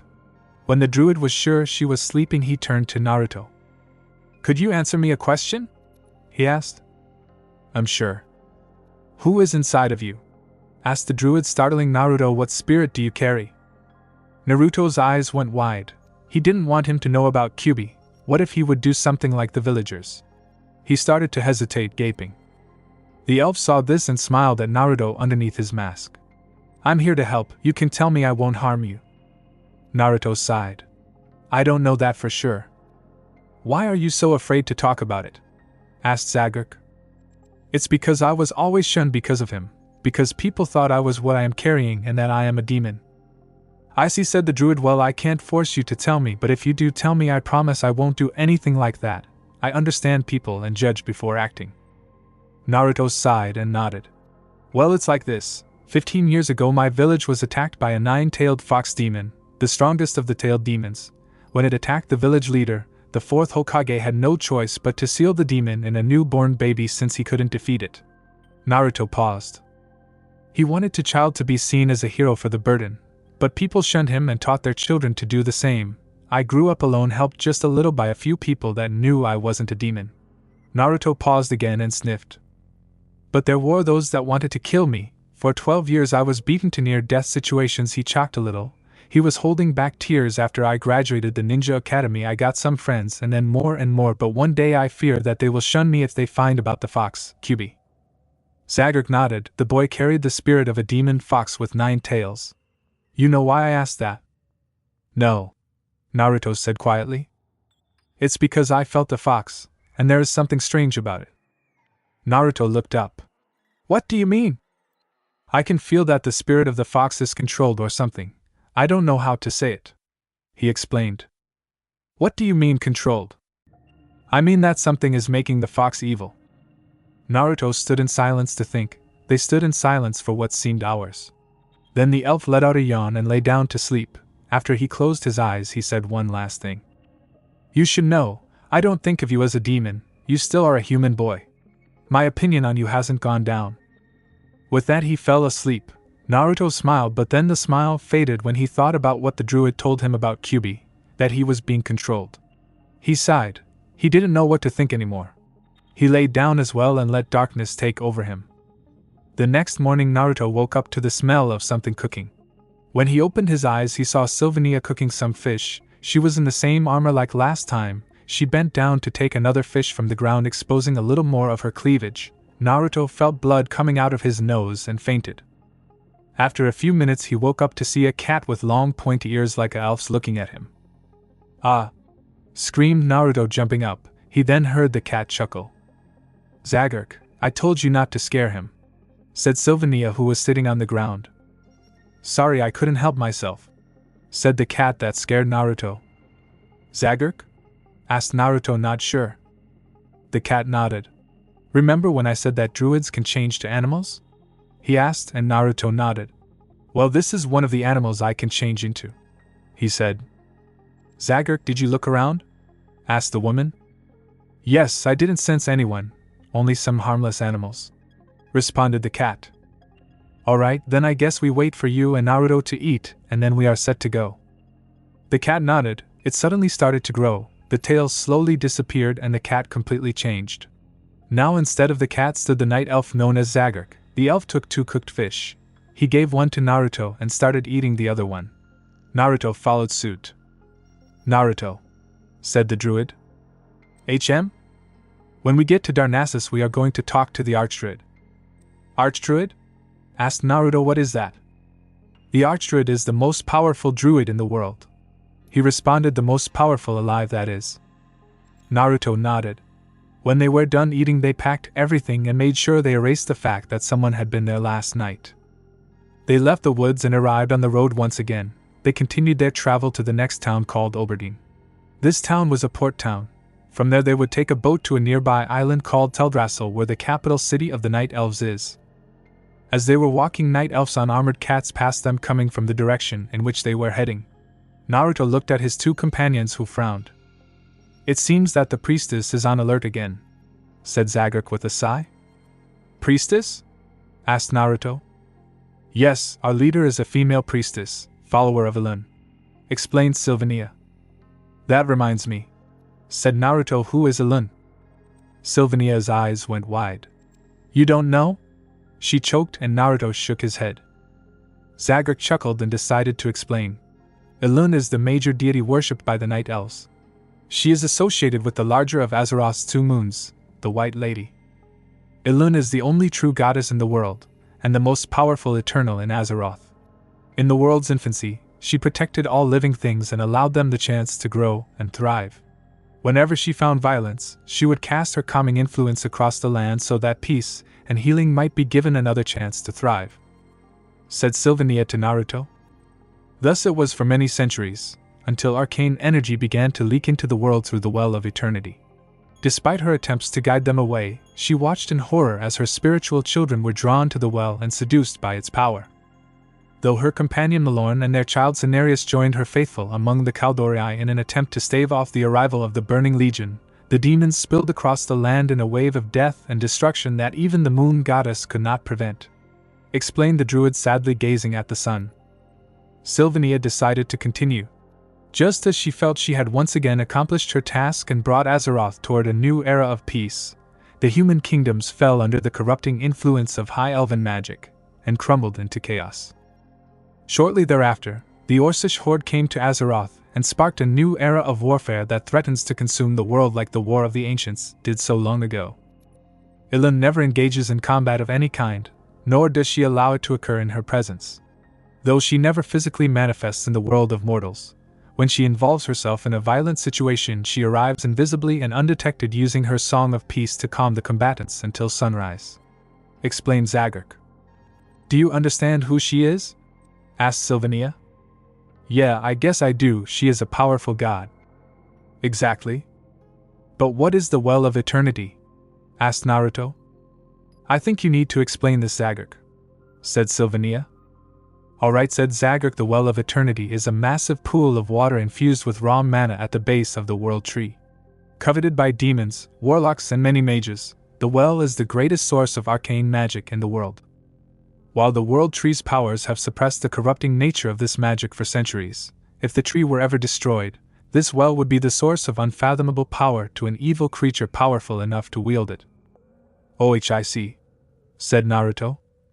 The rest of the journey was done in silence. Naruto had no more questions, or at least for now.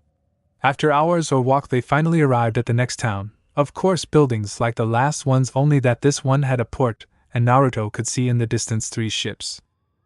Zagurk and Sylvania started walking towards the port, followed by Naruto.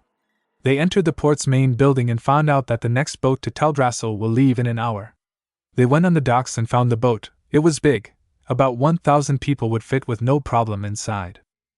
Sylvania took the 2 cats on board. Zagork and Naruto were about to board when they heard someone calling for them. They turned around and saw a strange man with a black robe and a scythe on his back. Zagork casually walked towards him, followed by Naruto. When they were face to face, Naruto could feel the man's aura was strange. "What do you want?" asked Zagork. "I piece of warning," said the man. "Warning?" asked Naruto. "For what?" "Don't worry, boy, I have a warning for you as well," said the man. "Speak then," said Zagork. "You Druid, you will meet death in front, and if you aren't careful you will die," said the man with no emotion. The man then turned to Naruto. "You boy, will find someone, and when death will stalk that someone you will have to choose." "What does that mean?" asked Naruto. "War is approaching, be wary," said the man, turning around to leave. "What war?" "The only war going on is with the Burning Legion," said the Druid. "A war from which both factions might die if you aren't careful," the man said, disappearing in the middle of the port. Naruto looked at Zagork, who had a look of horror on his face. The Druid turned to Naruto. "What was that?" asked Naruto. "Two have no idea," confessed the Druid. "What did he mean?" "I don't know," said Zagork. Tap, tap, tap. That was the sound that could be heard in the cabin that Naruto and Zagork shared, with the occasional sounds of water hitting the sides of the boat they were currently on. As they left, a storm started. Even though the island of Teldrassil was close right now, it would take them at least an hour to get there. They had to move slowly so that the boat won't be turned around or they won't hit a rock and sink, which would be bad. The tapping sound came from the game of chess the Druid was playing with one of the sailors. The sailor was yet another night elf. It was strange for Naruto. Since he arrived in this strange new world, he had only seen one human, the cocky paladin. Except for that, he saw more night elves. Naruto glanced over at the game of chess. It was boring for him, but the two players seemed to be in a sort of trance. They were so concentrated that they didn't seem to notice anything around them. Strangely though, every time the ship would turn too much because of a wave and the bag near the Druid would start moving from its position, the Druid would extend his arm to grab the bag and place it back where it was. "Give up?" asked Zagork. The sailor shook his head and moved another piece. "You should give up." Zagork shrugged and moved another piece, blocking the sailor's king.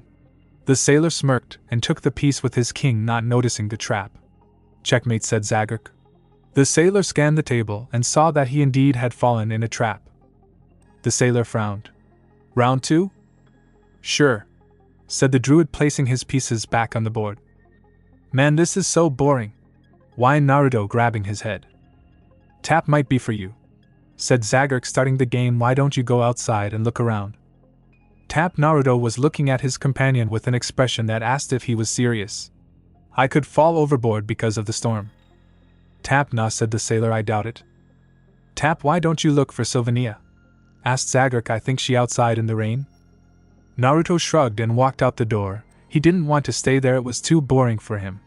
He walked up the stairs of the ship. The ship wasn't too big. The cabins were at the bottom of the ship in its hull. The second floor was the kitchen and mess room, and last floor was the outside. Think of the ships from the medieval age. Too hard to describe.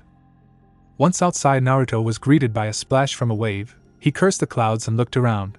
There were sailors running everywhere, holding ropes, making sure crates didn't fall overboard and making sure they don't fall overboard. He glanced to the side of the ship and saw the female night elf who had accompanied them from Ashenvale. Naruto walked up to Svania carefully so as not to slip on the floor. The woman somehow felt him coming and turned her head around to see him. She smiled at him and motioned for him to join her. Naruto grabbed the wooden support of the ship and looked in front of him. The sea was agitated. Black clouds were on the sky and a small lighting could be seen sometimes. Naruto glanced over to the woman who, despite the fact she was soaking wet, she seemed to be in deep thought. Naruto wanted to start a conversation with her, but he didn't know what to say. She looked at him and smiled. "So how is Zagork doing?" she asked. Naruto frowned. "He is still playing chess with that sailor." Svania giggled. "I don't know why, but he just likes that game." Naruto shrugged. "Why would he like it?" he asked. "It's boring." "He says it's good for concentration," she told the boy. She then looked back at the sea. "But I still can't concentrate when I play it." Naruto then looked around once again. He saw the captain of the ship giving orders to his men. He seemed like an old person, and he had a long white beard and silver hair. He had an eye patch over his left eye and a long sword strapped to his back curved slightly. What intrigued Naruto was that the sword was glowing green. Naruto started looking at the sword like it was something he had never seen before. In fact, it was something he didn't see before. He saw that the druid's mace was glowing a faint blue color, but he thought it was just a reflection or something. The sword the captain of the ship had was very interesting. It made Naruto wonder what power it held, what that color meant. Svania looked back at Naruto and saw him staring at the captain's sword. She was confused why he was studying the sword with so much interest. It wasn't like it was something special. That sword was forged in Darnassus, and it was one of the basic swords. She opened her mouth to ask him why he was studying the sword when he beat her to it. "Svania, why is that sword glowing green?" asked Naruto. The woman was puzzled. "It's been enchanted," she responded. Naruto turned to look at her questionable. "Enchanted?" he asked. "Don't you know what that means?" she asked, not believing. Naruto scratched the back of his head and laughed nervously. "No, I haven't seen anything like it before." Svania frowned. "Well, when someone wants his or her weapon to become more powerful and when striking to give poison, fire, water, ice damage or anything like that, they go to an enchanter. The enchanter is the person that makes the weapons and even armors enchanted by giving them more resistance or damage." Naruto looked at the sword again and grinned. "Do you think I could have such a weapon?" he asked. Svania smiled at him and his behavior. He reminded her of some of her old friends when they first saw an enchanted weapon. "Why don't we ask Zagurk? He has a lot of money and I'm sure he would help you." Naruto nodded happily and started running back to the entrance to the ship's stairwell. But because of that he slipped on the wet floor and landed in some boxes. He tried to get up but then he slipped again and fell on his back. Svania saw the boy's little act and giggled at him. She walked carefully to where he landed and offered her help to him. He grinned and took her hand and carefully got back on his feet. They both started walking to the cabins. Zagurk was now on the bed looking at the ceiling. His mind was empty, completely empty. He didn't know what to think about or what to do. After he had beaten the sailor the second time, they were about to start a third match when the sailor was called to help in the kitchen. He heard someone knock at the door. Not even sitting up, he told the newcomers to enter. He heard some footsteps and then the door close. He sat up and saw his soaked companions. He took the blanket from his bed and put it around the woman, and then took the blanket from Naruto's bed and put it around him while shaking his head. "You really want to catch a cold?" he told both of them, and then he looked at the woman. "You especially. You were out there for more than half an hour." The woman shrugged. "So what? It's not like I can get sick that easy." "How are you so sure?" asked the druid. "I'm not shivering or sneezing," she put it bluntly. Zagurk looked at her before he lay back on the bed looking at the ceiling. Svania nudged Naruto and motioned to the druid. Naruto understood the message. "Hey Zagurk," said the blonde boy. "Yes," answered the druid. "Do you think I could get one of those cool enchanted weapons?" he asked. Zagurk raised an eyebrow and rose up. He looked at the boy who was grinning. He then looked at the woman companion expecting some explanation. She smiled at him with one of those smiles that made the druid realize he was going to lose a lot of money really soon. "You know the captain of the ship?" she asked innocently. Zagurk put his hand under his chin and nodded. "Yes, I know him." "Why?" "Well, Naruto over here saw his sword and was intrigued by it." Zagurk looked at Naruto, who nodded like a child. "And that is why he asked me that?" "Yes, he wants an enchanted weapon and I know you have the money for it," said Svania. Zagurk paled. "My money?" he asked, scared. The woman nodded, smiling. "I don't have enough. I wasn't paid that much back in Astranor. But I was planning on buying something with the money I have," said the druid with a trembling voice. Svania frowned. "What were you going to buy? One of those drakes?" "What's wrong with them?" he asked. "For starters, they are too big. Second, they eat too much. Third, you are a druid, therefore you can shift into a bird." Zagurk sighed. "I guess you're right." "So will you buy the boy a sword?" asked Svania. "A sword?" asked Naruto. "Why a sword?" "Well, to put it like this, I will be able to teach you how to use it since I fight with a sword," responded the woman. Zagreek nodded. And I think a dagger would also be good for him, and we need to find him a rogue teacher. Why? Asked Svania and Naruto. Simply put, Naruto is like a rogue, but not entirely, responded the druid. What do you mean not entirely? Asked the woman. I mean he was able to learn my entangling roots, which if you remember only night elf druids or tauren druids can learn, explained the druid, bringing confusion to Naruto and Svania. What is a tauren? Asked Naruto. How the hell did he learn that? Asked Svania. Zagreek shook his head. Naruto, you will learn later what a tauren is, and how he learned it made me realize he also has mana and he is also something else. I'm afraid to ask what else, said the woman. Bluntly put, he is a combination between rogue, mage and druid, said Zagreek, smiling. One. Svania's mouth was hanging open and Naruto was again puzzled. What is a mage? And what does it mean that I am a combination of those three? Well, a mage is someone that can cast fire, frost, and arcane spells, explained Zagreek, and you are a rogue because you are swift and cunning like him, you can easily disappear and you are fast. You are like a mage because of what you told me you can do, and you are a druid or a soon-to-be druid because I am going to teach you. I will even try to figure out a way to make you shape-shift like me. Naruto was gaping. You will do that for me? He asked, not believing. The druid nodded. And I will also make sure you get a dagger and a sword, he said, grinning. Teldrassil, port. Naruto, Zagreek, and Svania stepped out of the boat. They had just reached the island's port. They were currently standing on the docks. As they started moving, Naruto would look with amazement left and right. Naruto looked in front of them and saw a few buildings that looked to be small fishing houses or one or two houses that accommodated the guards. He was now confused. Except for those buildings there was nothing more. Well, there was something more except those. There was a strange tree, so tall that it would put Kyuubi to shame. What was even stranger than the height of the tree was the fact that its roots looked like they were outside of the ground and they seemed to create a pink color, and the road was leading towards it.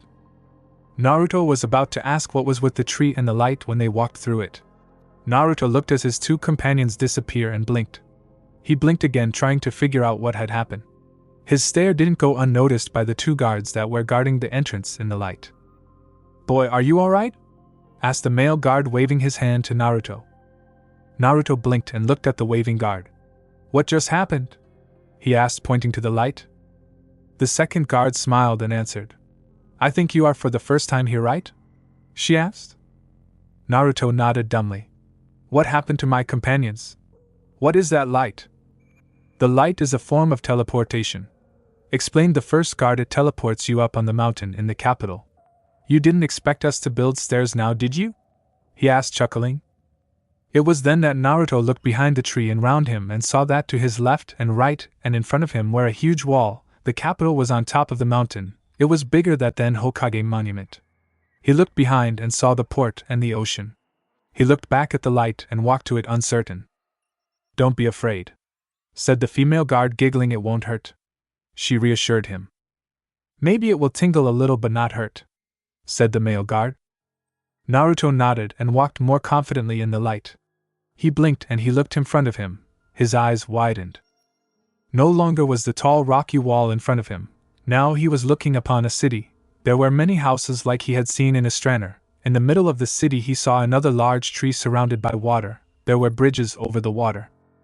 To the left of the tree he saw a long white building that had two towers on each side of the bridge that came from the small island on which the tree was.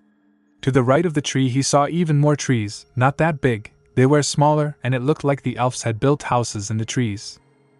Beyond the tree in the center of the city was what looked to be a wall. The wall wasn't long like the one in Konoha, and it wasn't around the city. The city was surrounded by a mountain, or it was the same mountain, and the city was in a part of his crater. Naruto was not sure about that. When he looked for his companions he only saw Zagreek, who was smiling at Naruto. The blonde boy walked to the druid, who patted him on the shoulder. "Took you long enough," he said, chuckling. "Hey, you should have told me that the light was a teleporter," snapped Naruto angrily. Zagreek nodded. True. "Hey, I just remembered something," said Naruto. "Where are the two cats?" "You mean Nightwalker and Grace, Svania's cat?" asked the druid. Naruto nodded. Yeah, those two. They are still in the ship, he replied. They are going to bring them up here in a few minutes. From here a guard will take them to the stables. Aren't you afraid they might steal them? Asked Naruto. The Druid shook his head. They know how to take care of themselves, trust me. Naruto nodded and looked around a little more. Zagreek nudged the boy and told him to follow. Naruto did as he was told and followed Zagreek on the bridge towards the big tree. As they were walking, Naruto saw other people, except night elves. He saw to his delight human forms. They were either wearing robes or armor that covered their entire body. Some had staves while others had swords or hammers or any other weapons. Naruto then saw two strange people. They were smaller than him. They looked like 12 or 13-year-old kids, but they had long bears and some kind of metal sticks in their hands that had a large hold. The sticks were long, about half or a meter long. They were holding them from a metal or wooden piece that came down from one of the ends of the stick. But Naruto couldn't quite call them sticks. They were much denser than a stick, and on the other end of them there was a hole about 10 to 20 centimeters long. As the two small creatures passed Naruto and Zagreek, he heard them talk. It was a little hard to understand them. "I mate, the be the problem," said one of them that had a brown bear. "Old Shinar never did have a understanding of the grounds," said the second one. Naruto was puzzled what they were. He was even more puzzled when an even smaller creature that reached up to his waist walked by with a strange red thing that had a wire at one end. The small mad thought, maybe if I would take a shorter wire and add more powder I could make more powerful dynamites. After the man was out of earshot, the Druid chuckled at Naruto's expression. "The first two you saw are called dwarfs. The short guy is a gnome," said Naruto. Naruto nodded, still looking behind him at the retreating gnome. He turned around and saw a night elf woman on a black cat as large as the Druid's. The woman looked at Naruto and then turned her attention back to the road. The cat was walking slowly. It looked like the woman was a guard and she was patrolling the area. She also wore the same armor the guards from Astraner did. Naruto turned to look for his companion and saw him crossing another bridge heading towards the right side of the middle tree where the smaller one are. Sunagakure. Gaara, now new appointed Kazekage, was looking out the window. He was in deep thought. Just a few days ago he had received a message from the Hokage of Konoha no Sato regarding Naruto.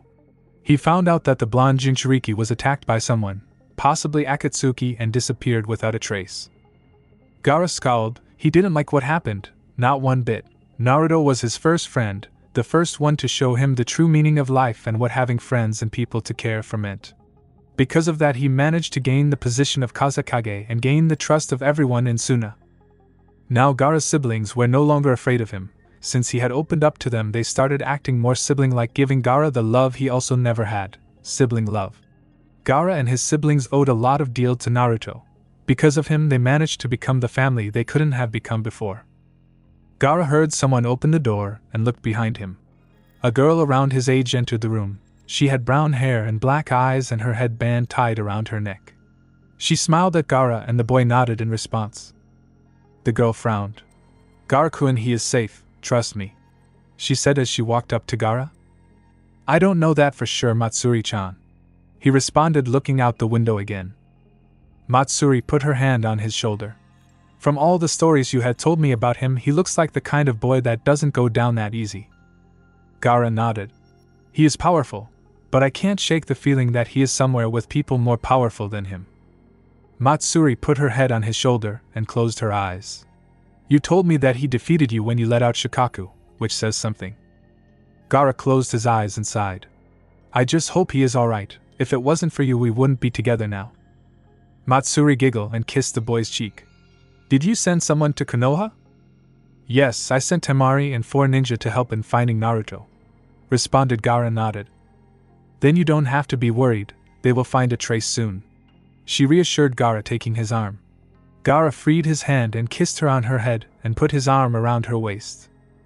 "Naruto, wherever you are, thank you," thought Gaara.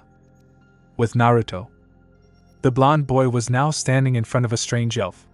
He had green hair like the grass and his eyes were glowing blue. He had a short beard, also green, and a robe with designs of leaves on it.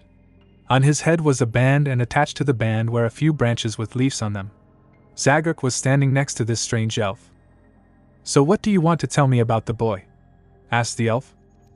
Archdruid Naruto over here has a spirit trapped in him, said Zagark, bowing. Naruto's eyes narrowed. You said you wouldn't tell anyone. Calm down, young one, the Archdruid can help you, reassured Zagark. We are here to help. I swear on my blood. Naruto's panic seemed to disappear slowly. The elderly-looking druid walked over to Naruto and looked at the boy. He brought 2 fingers to his forehead and closed his eyes. After a few seconds, the druid found himself in what looked like one of the sewers in Stormwind, human capital city. He started walking around till he reached a strange cage that had a piece of paper on it with the name's seal on it. He then felt movement in the cage and backed away a little and waited. Soon enough, a big fox with 9 tails swinging behind it was standing behind the bars. The fox looked at the old druid and sneered. And what are you supposed to be? The fox asked rudely. The druid bowed to the fox. I am Archdruid Fandral Staghelm from the Night Elf capital city Darnassus. Kyubi laughed in amusement. A druid? The brat sends a druid? Kyubi looked at the elf and sneered. What do you intend to do, mortal? The fox grinned evilly. I am here to see you, great spirit, responded the druid. Oh, I am flattered, do go on, mocked Kyubi, trying to get to the druid's anger. It seems that you are restless, great spirit. I wanted to free you. Kyubi narrowed his eyes. You will rip the seal of this instance, pesky mortal, and free me. That is the order of Kyubi no Kitsune. I'm afraid I cannot do that, as I might kill the boy, said the druid, shaking his head. I don't care about the boy, roared Kyubi. I want you to free me so I can continue my carnage. The druid looked at the fox. You are still under the influence of some sort of curse and your own anger. We need to calm you down to get to the real you. Kyubi laughed again. Me? The great Kyubi no Kitsune under a curse? He asked, laughing. I assure you, mortal, I am the fox. He said. Now free me, demanded Kyubi. The druid started to fade away. I cannot do that. You come back here, mortal, roared the fox. Free me this instant. I order you. But it was too late. The druid disappeared. In the real world, the Archdruid opened his eyes and moved back near Zagark. Naruto was looking with interest at what he did. He could hear Kyubi roaring in his cage and demanding freedom so he could kill the old bastard, as he named the druid. Naruto mentally rolled his eyes and tried to lock Kyubi's voice away, but he found that it didn't work. He scowled. What have you found, great one? Asked Zagark. It seems the boy has an ancient fox sealed inside him, responded the Archdruid. Zagark nodded. He already knew that. But I know what you want to ask. The spirit is restless, and it seems that it's under a curse or something. Ah, see, so what are we going to do? Asked Zagark. We will send him to cleanse himself, responded the elderly druid. Cleanse myself? Asked Naruto. Yes, boy, if you would follow me, the elderly druid said, walking out the door and down the stairs. Naruto and Zagark followed closely. The Archdruid's house was on top of a tree. The stairs were a spiral that went along the trunk of the tree. When they were at the bottom of the tree, they walked behind it, following a stone-paved road to what seemed a garden. Arriving at their destination, Naruto looked around him. True, there were flowers everywhere, but what was in front of him made him curious. In front of the group was a strange building. It looked like a stone pool, and it looked like it had water inside. But the water was a much brighter blue, and it seemed like blue lines stretched out from the pool into the sky, disappearing. Naruto looked at the 2 druids, waiting some answers. This little one is a moonwell, said the elderly druid. This particular one has the power to calm the mind and release curses. And how does it work? Asked Naruto. And who else uses this? Well, only night elves are allowed due to some things that had happened in the past. Mostly only druids and priests use them, responded Zagark. As for how to use it, you need to step in the well and walk in the middle, then sit in a meditative position and relax. The effect won't be spontaneous, but they will be, said the elderly druid, smiling. Naruto nodded and stepped in the pool. It was a strange feeling. He could feel the water around his feet, but he didn't get wet. The water reached up to his knees. Naruto walked in the middle of the well and sat down in the lotus position and closed his eyes, relaxing. He could feel something, like energy entering his body and traveling through his system. In the meantime, Zagark was talking to the Archdruid. Their discussion was about Naruto. The druid told the elder that he was going to help Naruto in his travels to find a way home. It is a good cause, said the elder. Yes, and it feels good to help someone, replied the younger druid. And do tell me, what class is the boy? Asked the Archdruid. Zagreek frowned. Believe it or not, the boy is a combination of rogue, mage and druid. The Archdruid choked on his spit. Impossible, he said. It's not. He is agile and cunning like a rogue, he can use magic like a mage, and he managed to learn my entangling roots, said Zagreek. The Archdruid looked at Naruto and studied him intensively. He then turned back to Zagreek and shook his head. There must be something in the middle. Zagreek raised an eyebrow. What do you mean? He can't be all three, there must be something about him, said the Archdruid, thinking. Zagreek frowned. He knew what was about the boy, but he promised he wouldn't say anything, and he was a man of word. He played dumb, and it seemed like it was working, so far at least. The Archdruid, still thinking, turned around and started walking away. Zagreek sat on the ground and waited for Naruto to be done. Back at Naruto, the boy was currently feeling relaxed like never before. He was enjoying the feeling that was passing through his body. He felt like after a good long sleep and a good massage. Naruto subconsciously opened his eyes and saw he was in the sewer again. He frowned. He didn't want to talk to the fox now. He started walking towards the chamber that had the cage. On the way, he looked at the walls. They were glowing a faint blue color. The pipes were glowing blue, and the liquid inside seemed to move much faster. When he reached the chamber that held Kyuubi's cage, he felt like something was strange. He looked at the cage and saw the fox looking around the room from behind the bars with interest. What was strange was that Kyuubi was quiet. Why am I here? Asked Kyuubi, looking around. His voice held curiosity. Naruto carefully approached Kyuubi. The fox sensed him and looked around. Not seeing anything at his level, he looked down to see a small blonde boy. Small in his opinion since he was much bigger, but the boy was the average teenager. Who are you? Asked Kyuubi, curious. Naruto raised an eyebrow. What do you mean, who am I? The boy asked. Is this some kind of joke? Now it was Kyuubi's turn to raise an eyebrow. What joke, boy? I just woke up and I am behind bars. Why is that? What do you mean, why is that? You were sealed here. So that means that you are my jailer. Deducted Kyuubi, lowering his head at Naruto's level, looking over him. Naruto scowled. This really is a joke. What do you want, to be free? Well, that would be an idea, but first I want to know why I am here, the Kyuubi asked sincerely. Now Naruto didn't understand anything. Kyuubi was more violent. He didn't act like this. Don't you remember anything? Asked Naruto. Kyuubi shook his head. All I remember is that I was sleeping in my den, then a bright green flash, and then I remember waking up here. Naruto put his hand under his chin to think. Kyuubi in the meantime was studying him. After a long moment of silence, Kyuubi talked again. Do tell me, how long was I imprisoned in you? 15 years. Responded Naruto bluntly, making Kyuubi's eyes widen. What the hell did I do? He roared. Naruto jumped back and glared at the fox. I knew it, you were faking everything, he said, pointing to Kyuubi. The fox looked at the boy again. What do you mean? I wasn't faking anything. Why am I locked inside of you? Kyuubi demanded. This is some kind of trick of yours to escape, isn't it? Asked Naruto angrily. The fox looked shocked for a second. But if I try to get out, you will die. Naruto snorted. Like I didn't know, you want out so you can finish your job on Konoha. Well, it won't happen, yelled Naruto. Konoha? Asked Kyuubi, what job? Naruto turned around and started walking away. I'm not falling for it. You made my life miserable. I won't stay to play your stupid games. And with that he faded away. Kyuubi looked around again when he found a way to get answers. If he won't tell me what I did, then I will look in his memories. Naruto opened his eyes again and found himself in the pool. He sat up and walked out of pool. He looked around trying to find his companion and the elder. He saw Zagreek sitting on a bench looking at the sky. Naruto walked up to Zagreek and sat next to him. The Druid smiled underneath his mask. How do you feel? Asked the Druid. Good, and more relaxed, responded Naruto. Zagreek nodded. And did the curse lift from the fox? Naruto frowned. I don't know, he is acting strange, maybe it's a trick. Zagreek shrugged and sat up. Follow me, the High Priestess summoned me for a mission. A mission? Asked Naruto, jumping up. What mission will it be? Can I come with you? Zagreek chuckled. Whatever mission it will be, you can come with me.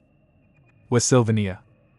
Sylvania entered a small house. It had only a bedroom, a kitchen, a living room, and a bathroom. She looked around the house looking for someone.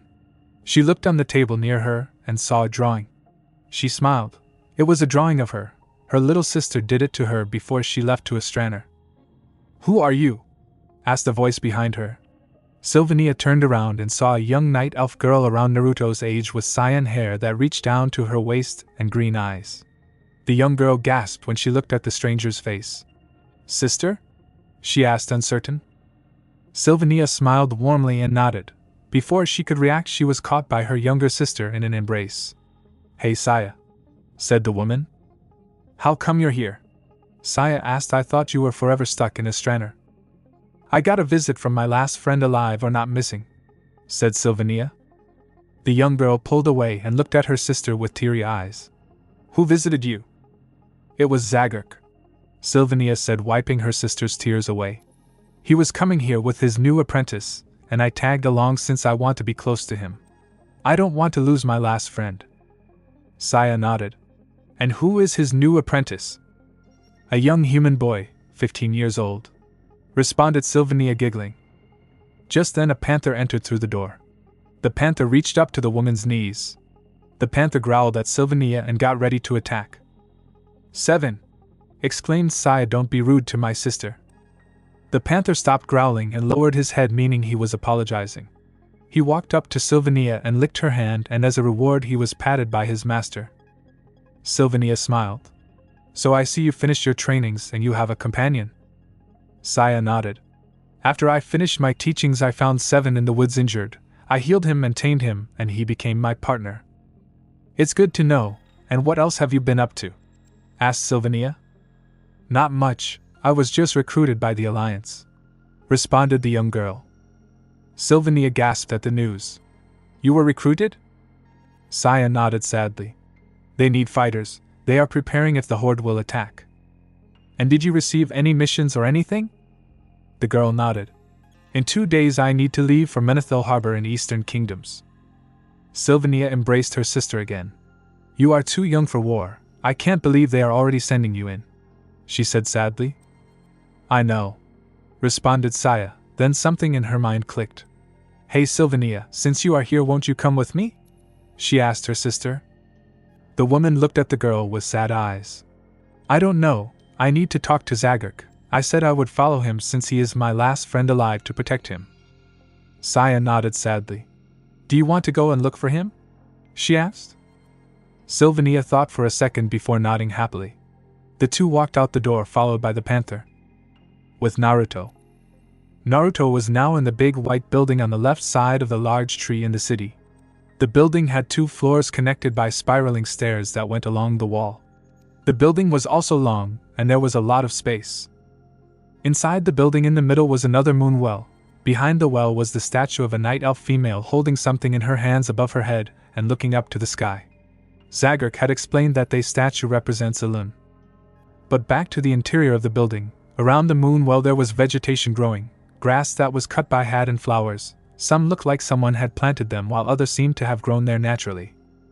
They heard some footsteps and they turned their attention to the stairs. Coming down the stairs was a female elf with a long white robe. She had what looked like a Fuma shuriken strapped to her back, and on her head was gray metal plate.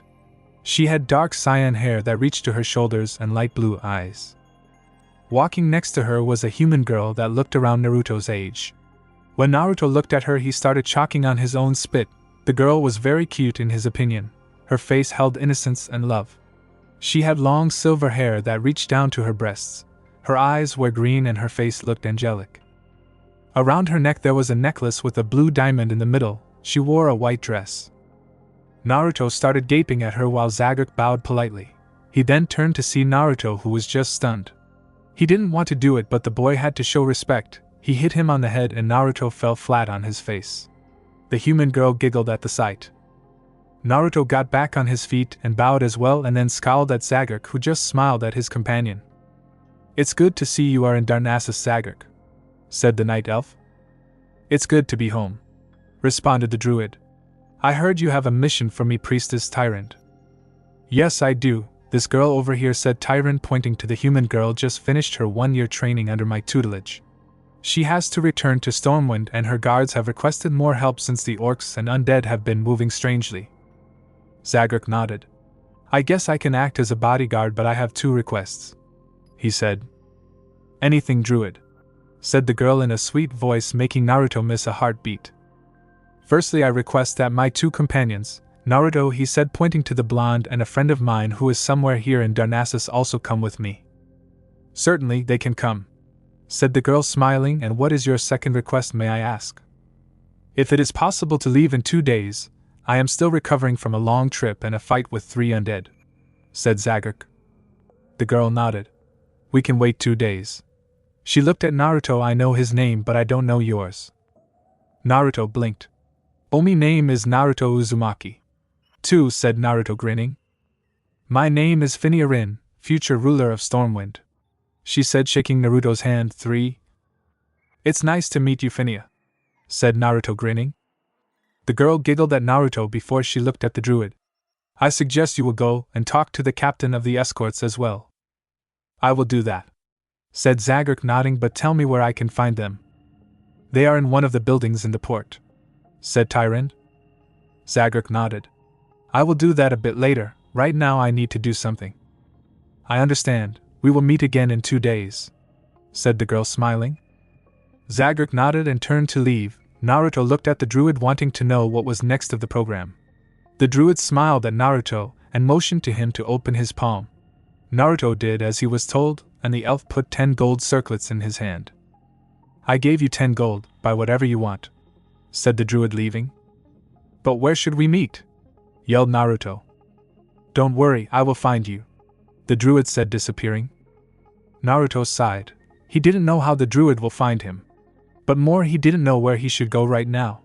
He started walking aimlessly. After walking for some time, his stomach growled. He looked around trying to find a place to eat, and saw a building that looked similar to the restaurant in Astraner. Naruto shrugged and walked inside. It was bigger than the other restaurant, and there were some people, elves, humans, dwarfs, and even gnomes. Naruto found the gnomes to be funny, the way they talked, the way they acted, everything. Naruto looked around and saw a seat free at the bar. He walked to the bar and sat in the free seat and looked to his sides. There were mostly elves and humans at the bar. The man next to him intrigued him. He wore a black armor that seemed to be made out of leather. There were 2 chains attached to the armor, and they came down from the shoulder to his waist. On his head was a black and red cowl and a black mask. He could barely see his face. Heck, even his eyes were barely visible. He had black pants to match the armor. The pants had a lot of pockets, which intrigued the boy. And finally, the man had black gloves that had spikes in the knuckles and black shoes. Attached to the man's waist were 2 short swords, one on the left side and one on the right side. They were longer than a kunai but much shorter than a katana or a sword. Naruto considered the weapon to be a dagger or something. More importantly, the weapon was glowing a flaming red color that seemed to radiate heat. The other one was glowing green, but not like the one which the captain on the ship had, and this one had a faint green glow. The man was drinking what seemed to be beverage. Beer, in other words. Can I help you? Asked someone. Naruto looked in front of him and saw a female elf with a red dress. She had blue eyes and gray hair. Do you have anything to eat? Asked Naruto. Sure we do, what would you like? She asked politely. Do you have anything with noodles? The boy asked. He wanted to ask about ramen, but he wasn't sure they had something like that even here. Naruto smiled when he saw the woman nodding. We have. What do you have? Well, we have chicken noodles, deer noodles, spider noodles, and kodo noodles, the woman responded. Naruto thought for a second. He was curious how the spider one was, but he decided against it. I will have the chicken ones. The woman nodded and left. Naruto looked again at the man next to him, and saw he was looking on a strange map. He couldn't understand what the map showed. What he understood to be the ground, it looked to be ripped apart, shattered. It looked like there was a piece of land there and another piece of land there, but what was strange is that they weren't separated by water, which should have been drawn in blue, but by something drawn in a black color. Naruto felt the woman returning and turned around. She placed a bowl of soup in front of the boy and smiled. That would be 50 cooper, she said. Naruto took a gold piece from his pocket and handed the woman, hoping it was right. The woman took a small bag from her pocket and took out silver coins and some brown-looking coins that Naruto realized they were copper. She handed him 99 silver coins and 50 copper pieces. Naruto thanked her and started eating. This time he didn't eat like he would eat ramen. He didn't want to raise any suspicions on his table manners, and he also wanted to study the strange man next to him more.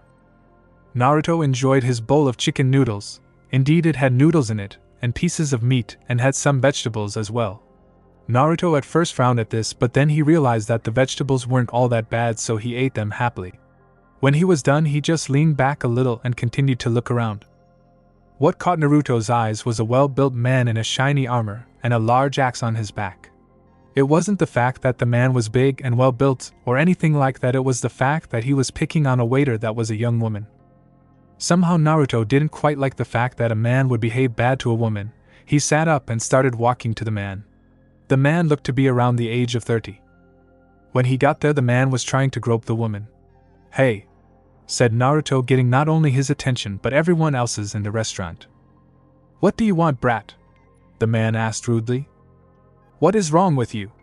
asked Naruto angrily. "Leave her alone." The man raised an eyebrow and became furious. "Get out of here, brat, before I hurt you." Naruto sneered. "Like you could." The man sat up, throwing his chair away, and threw a punch to Naruto, who dodged it with ease. He grabbed the man's arm and threw him over his shoulder into the wall. The man was indeed heavy in Naruto's opinion, but maybe that was because of the armor and the large axe. The man shook his head and got back on his feet and took his axe in his hand. He walked up to Naruto, dangerously wanting to hit him. When he was about to raise his axe, someone grabbed his arm and he felt a cold blade at his neck. His eyes turned to look behind him. He saw a strange man completely covered in a red armor, except the collar that seemed to be a black and red. "It would be wrong to hit a child," said the newcomer in a cold voice. Naruto's eyes were wide open. He didn't even sense the guy move. A few minutes ago he was at the bar drinking, and now he was holding his red blade at the axe wielder's throat. "Besides," said the man again, "the boy is right. Stop harassing young ladies," he warned, pressing his blade closer to the axe wielder's neck. The axe wielder started feeling the heat coming from the blade and started sweating. The black armored man backed away fast and kicked the axe wielder in the back, making him hit the table in front of him with his face. The axe wielder got up and growled at the newcomer before walking out the restaurant. He knew he couldn't defeat the newcomer, so he left. The black armored man sheathed his blade at his waist again and walked up to Naruto. The blonde boy tensed for a second. When the man was near Naruto, everyone in the restaurant held their breath.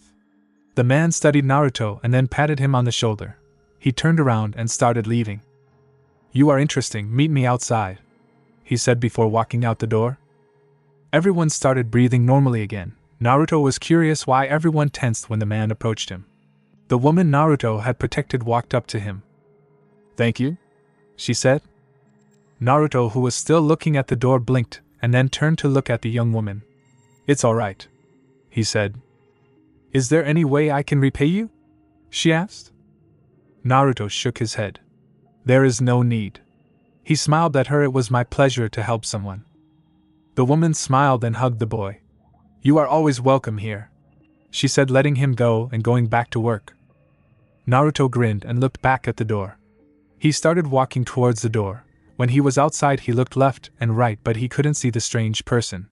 Just then he felt someone behind him. He spun around and saw the man behind him. Naruto tensed for an unknown reason. "You intrigue me, boy," the man said with no emotion visible. "When you studied my map, it took me some time to realize it was you. You are very cunning, boy." "You knew?" asked Naruto, surprised. "I am an expert in stealing and stealth, but it did take me some time to realize you were looking at me," the man responded again with no emotion. Naruto gulped. "And why did you say you find me interesting?" he asked. "Tell me, boy," the man said. "Are you by any chance a rogue?" he asked. Naruto was quiet for a second before answering. "My companion says that I am." The man nodded. "You seem to have the skills of a rogue, but you missed something." Naruto raised an eyebrow. "What would that be?" "Your clothes are not adequate for a rogue. You need to hide yourself," the man said, turning around. "Follow me and I will show you what you need." Naruto watched as the man was walking down the street. He didn't know why, but he started following the man.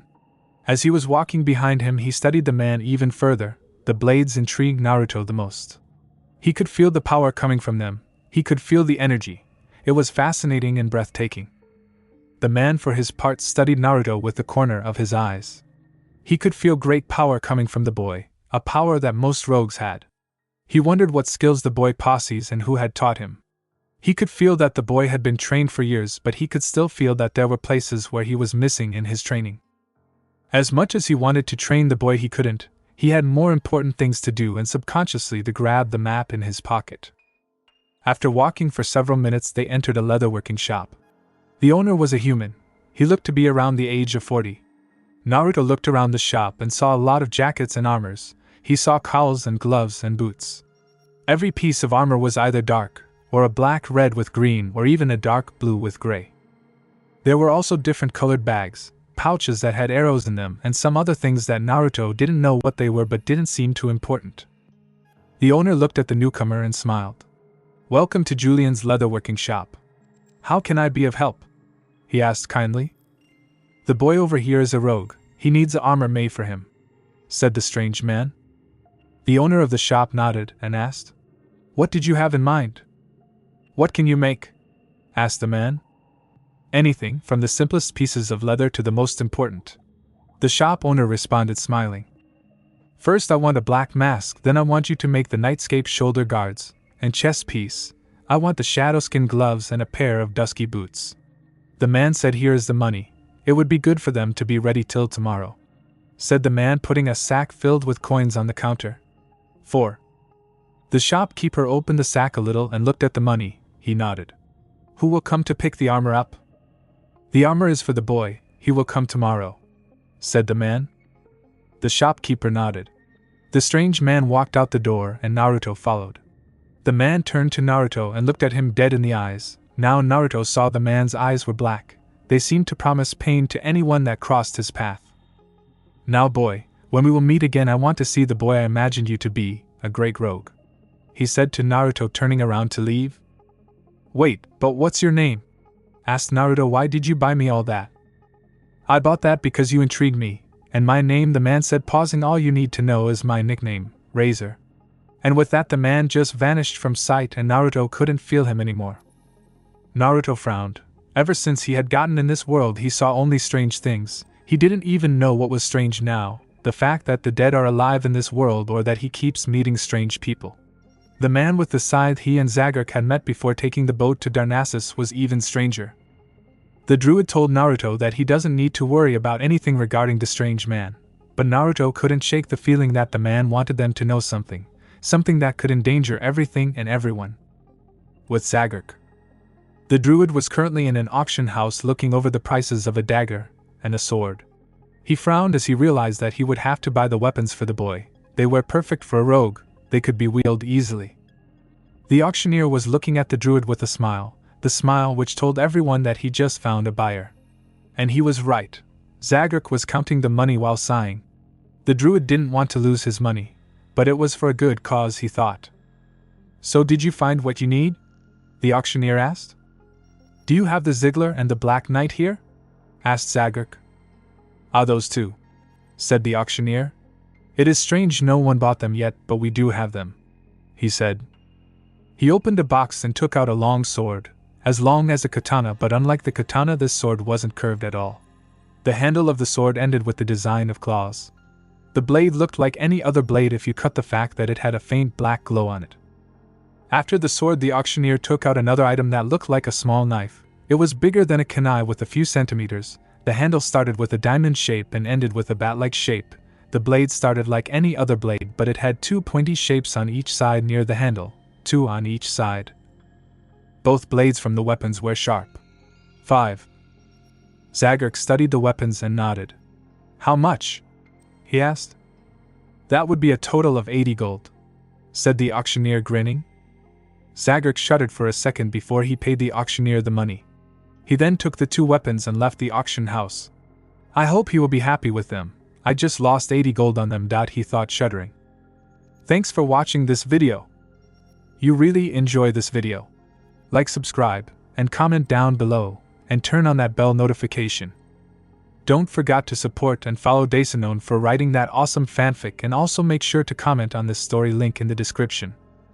See you in the next video. Goodbye.